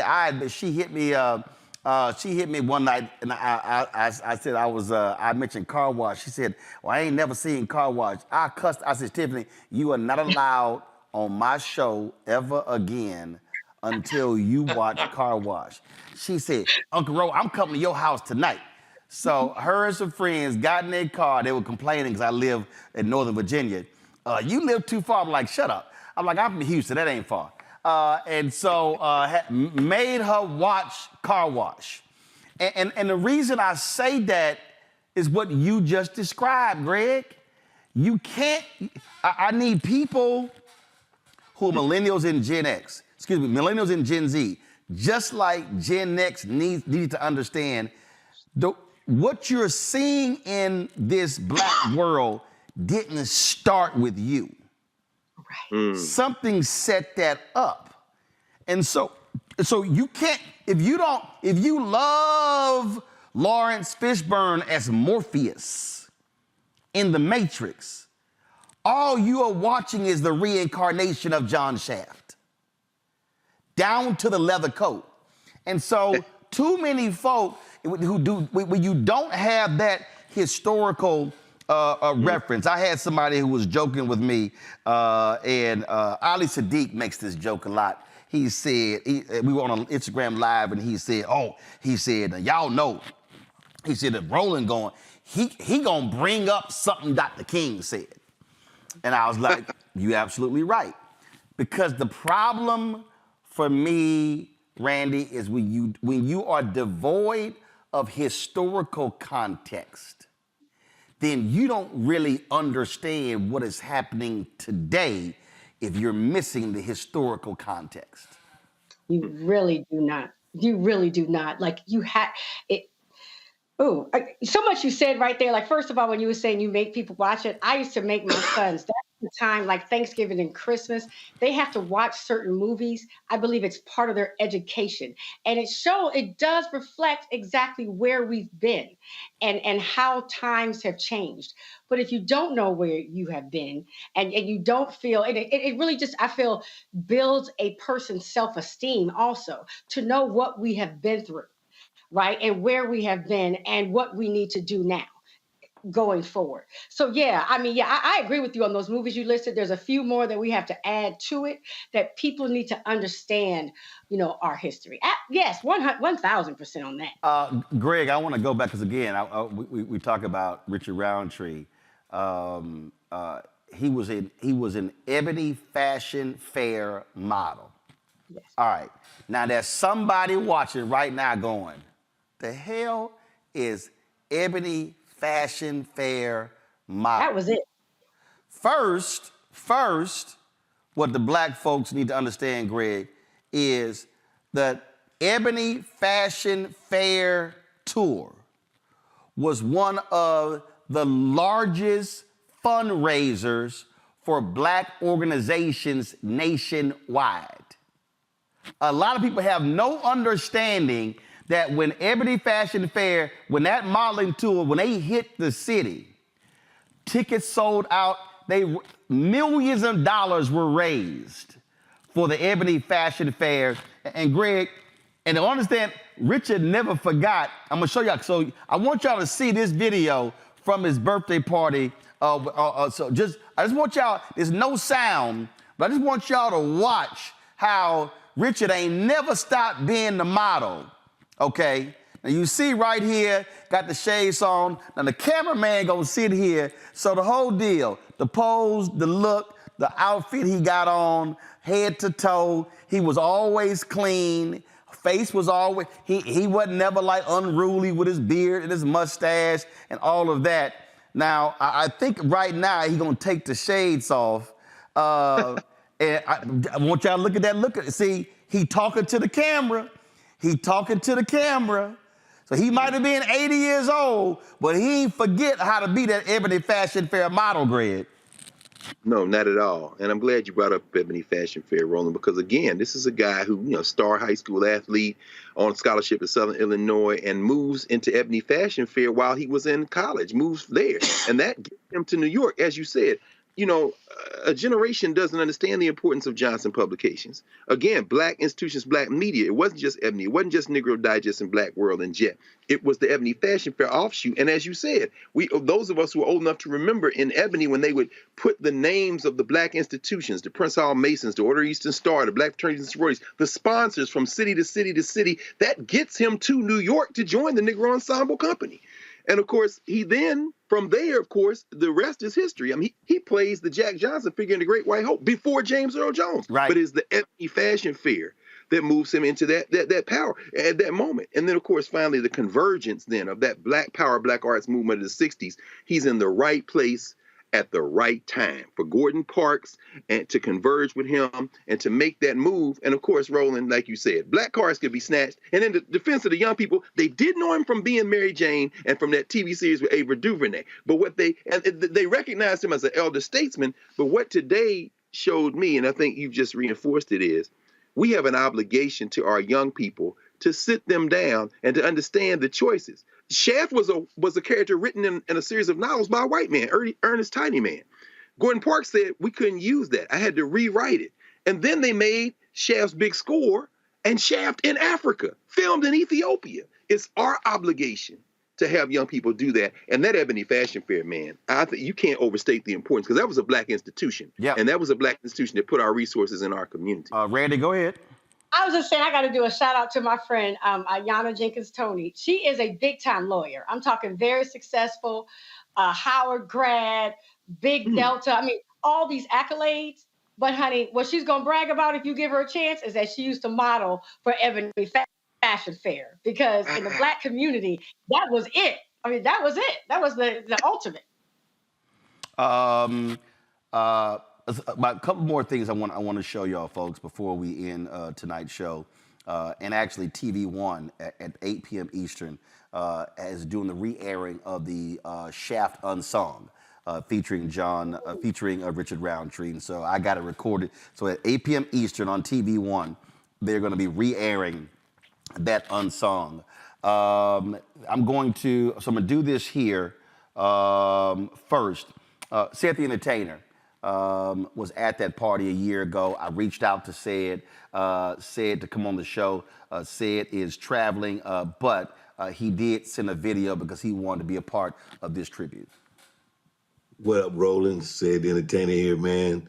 Just a shout out, man. I know that you are honoring the legendary Mr. Richard Roundtree, Carol, who was, again, amazing on film, television, and in real life. This dude was just a really elegant, sharp man who always represented what it was to be a Black man. And I mean, his character Shaft was one that I grew up seeing in the movie theater. He was one of the first images that we saw, someone being really fully them whole self on screen. Bad dude, could fight, look good, dress sharp. And boy, when he got in the shower with that white woman, we was like, ooh, he out of control. He doing too much right then. But no, man, but definitely Shaft was, you know, really that first Black actions hero that we saw on screen and fell in love with and loved the character, which led to the longevity of the movies, even with Sam Jackson coming the new version of it. But Richard Roundtree was just a great man, and I remember a couple of years ago, he came and participated in my golf tournament and just was super, gracious to everybody who came up to him, had a really great time. That's what it was. And when I told my son that he was the original Shaft, my son got super excited to meet him. And Richard, Mr. Roundtree got a big kick out of how excited my son was and knew who he was and just loved the idea that he was meeting him. So I'm going to attach an image of that. But I just love the smiles on their face and the joy that they got these generations meeting each other. And that's just the kind of guy he was. So R.I.P., good sir, you one of the best to ever do it. You definitely was someone that inspired me in many, many ways. And rest easy and rest in heaven, sir. All right? All right, I'll holler. I'm telling you, Joe, I just don't, people, to Greg's point, talking to his students, I really hope people today understand the times that we were in coming out of the civil rights movement and the images we had, Harry Belafonte, Bill Cosby, Sidney Poitier, and how they were dignified, how they carried themselves, and all of that. But what people are going to learn when they watch the Unsung, all the major Black actors at the time read for that role. Jim Brown, Fred Williamson, Billy D. Williams. But Gordon Parks wanted a certain look. And what was amazing is Gordon Parks deliberately, like if you see the clip, what Gordon Parks was saying, I don't want a fair-skinned, light-skinned, medium-toned brother. He wanted a dark-skinned Black man with an afro, and the producer said he had everything we want. The stature, the look. I really believe, because I'm telling you, when you approach Richard, it was sort of like the first time I approached Vernon Jordan, I said, man, that brother looked like an African prince. The reality is, that was really what Gordon Parks was going after, and that's why just that character resonated so much for a whole generation of Black people. think there's any question about that. And so not only was Gordon Parks intentional about that, about Richard Roundtree visually, but he's also intentional, and we were intentional in our movies about the sounds. Often the music is the bridge to the young people. I'll give you a perfect example. You're talking about Car Wash. Julia was 3 years old. Car Wash was her favorite record. And so we were in a hotel in Chicago, I'll never forget. And she was laying into the hook as we're walking with this brother who's a black bell guy. And she goes, working at the car wash. And then, whoa, whoa, whoa. Guy stopped what he was doing, put the bags down, looked down at her and said, what you know about car wash? You know, so with Shaft, it was the great Isaac Hayes. With that music, a lot of times these kids will know the music, but not necessarily know the movie. So we can do some things to connect the dots. Gordon, Melvin Van Peebles, all these brothers, Spike Lee, were all very, very intentional about what they put on. If you'll remember, Public Enemy had to make several attempts to get at the anthem for Do the Right Thing, which was Fight the Power. And so often we can use these bridges 2-3 different ways. Now we've created a conversation to open them up to the movie. So now they're putting the music together with the movie. Now they're seeing similarities to what they see now versus what they did then, because you're not going to know where you're going until you know where you've been. There was an amazing tribute that was placed on Instagram by Sky P. Marshall. Guys, if you go ahead and play that, do y'all have the video? Okay, go ahead and play it. And I'm gonna read it while it plays. Seeing you. Pull the music down so I can talk. She said, I love Richard with my whole heart, and he loved me. Today he passed away at age 81. I felt my chest crack in agony as I fell to my knees. I convinced myself that he was immortal. On his 81st birthday this past July, we went to dinner and I asked him the question I would ask him every birthday, Richard, are you happy? He said with that sparkling smile, very happy. I have my family and that's all I could ask for. A few weeks ago while we were out, he bought us Evil Eye friendship rings, the last photo in this video. He explained to me how it was symbolic for spiritual protection. He knew what was approaching. I did not. He never mentioned cancer. I had no idea that was going to be our last day together. We were only meant to have lunch that afternoon. Then lunch turned to furniture shopping. That turned to rug shopping. Then jewelry shopping till we were hungry again and grabbed sushi dinner. It was like he didn't want our day to end. He hugged me differently. It was longer and tighter. We said, I love you, a perfect day. Me and Tree, he was an incredible man, a compassionate friend, a distinguished gentleman, a king amongst men, a true legend. Cherish the moments you have with the ones you love. Celebrate them and always keep your heart open to new love because real love is what truly matters the most.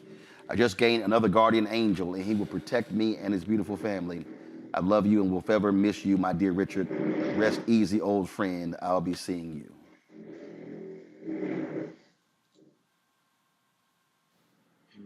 That's really beautiful. Indeed. Folks, I'm going to close this out with something. Again, it's amazing like you do stuff and you don't even realize all the stuff that you do. But 11 years ago, we were in Los Angeles for our annual Hollywood show on TV1's Washington Watch. And it was crazy. TV1, they sent me the whole video. And on here, my goodness, I interviewed Senator Kamala Harris, interviewed Shirley Ralph, Denise Williams, all kind of folks. And I didn't even realize, even there's a segment here with I'm watching Lou Gossett, Lamont Rucker. But we also did a segment with a group of brothers. And we're going to close the show out with this. And so, again, it's amazing when you just, like I said, you forget all the stuff that you actually do. And so this was a great segment here that we're going to close out this celebration of Richard Roundtree's life with. Again, Greg, Randy, Joe, I appreciate y'all being on today's show. This is 11 years ago, folks, TV1's Washington. This is 11 years ago, TV1's Washington Watch, where I did a panel on black actors, black male actors, in talking with Richard Roundtree, Brian White, Dondre Whitfield, and Phil Morris. Folks, I'll see you tomorrow right here on Roland Martin Unfiltered. This year saw the release of the movie Red Tails, the story of the Tuskegee Airmen, and starring an almost all-black cast, all playing great American heroes. But it has been a long struggle for black actors to get the variety of roles that reflect the diversity of the black experience. 4 men who have succeeded are here today to talk about images of black men on TV and in films. We have Brian White, Richard Roundtree, Dondre Whitfield, and Phil Morris. The ladies who work on this show have been very excited about this panel. Gentlemen, certainly glad that you are here. What we talk about? I don't know why you have all these young kids up in here. What is the deal?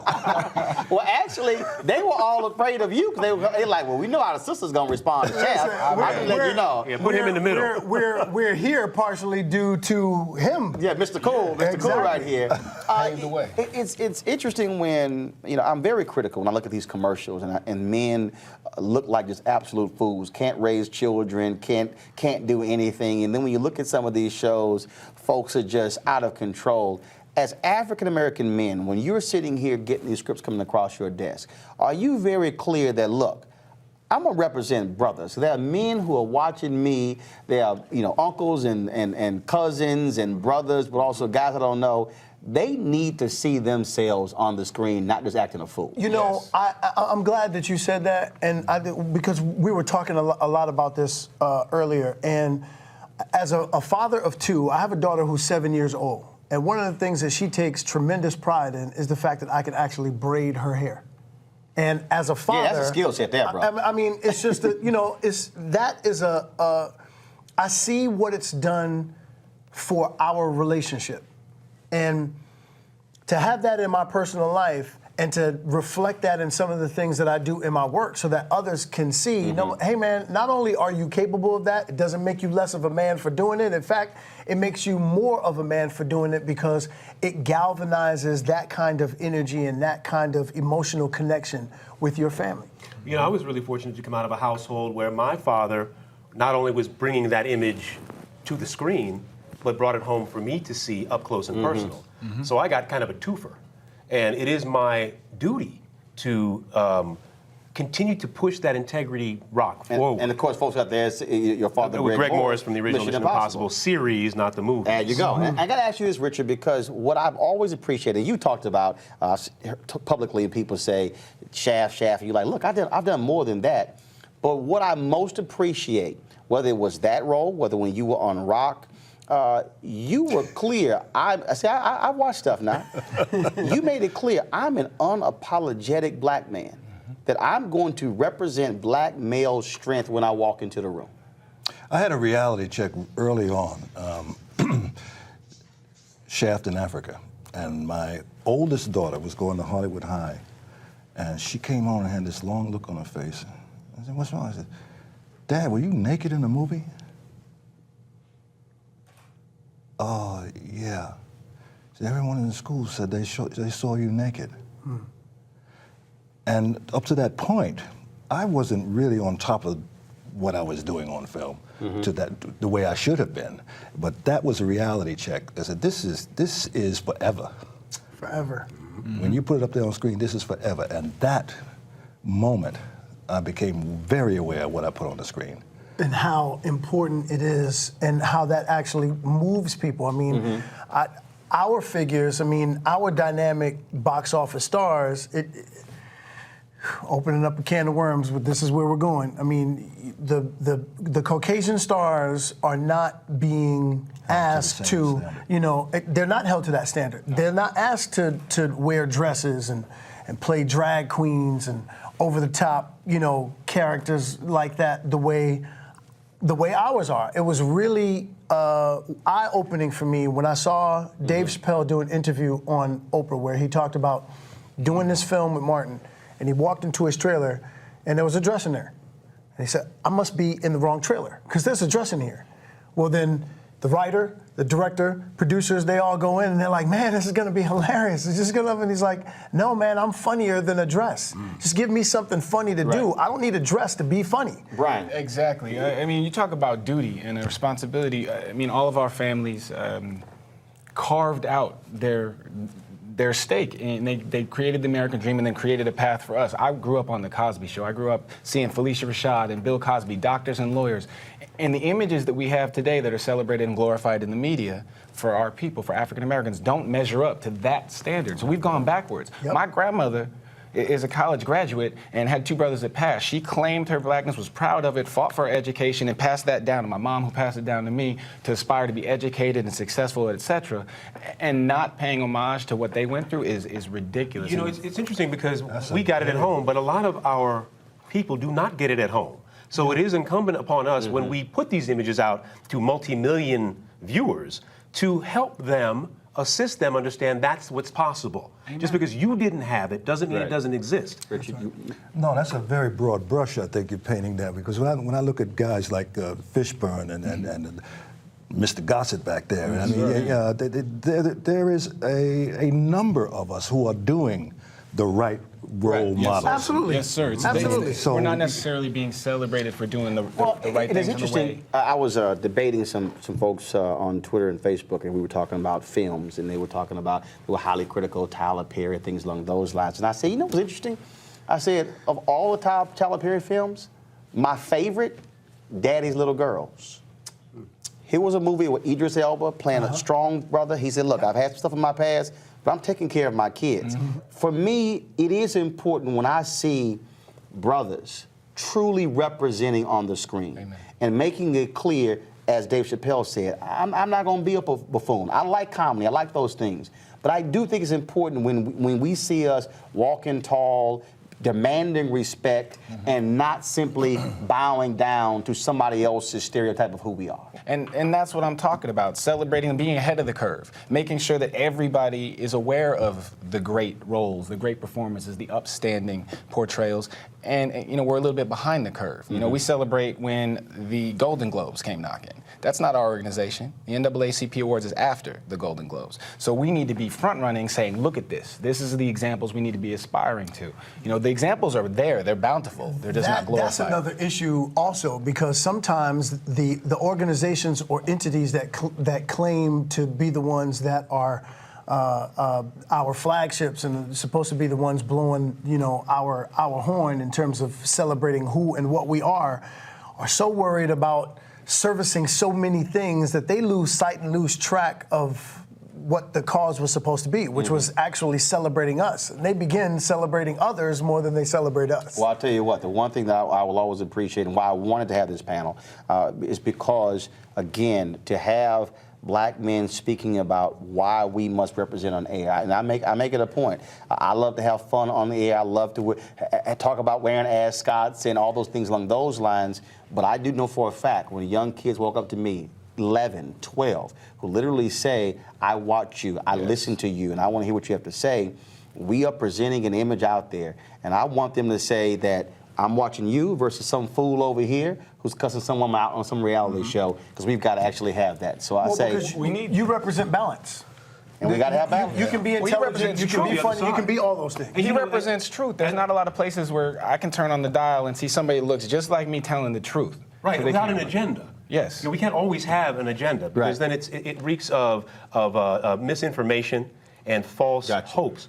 As you know, being a politician, history is written by those in power. Yep. So the images that are being put forth by those in power. The more of us we have in power. That's why, like I have the power of my microphone. There you go. Brian, Richard, Andre, Phil, we certainly appreciate it. Thanks a lot. Keep it up, gents. All right, then up next, my perspective on the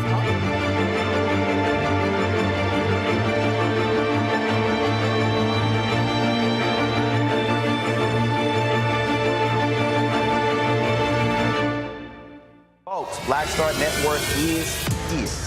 Hold no punches! I'm real revolutionary right now. Support this man, Black Media. He makes sure that our stories are told.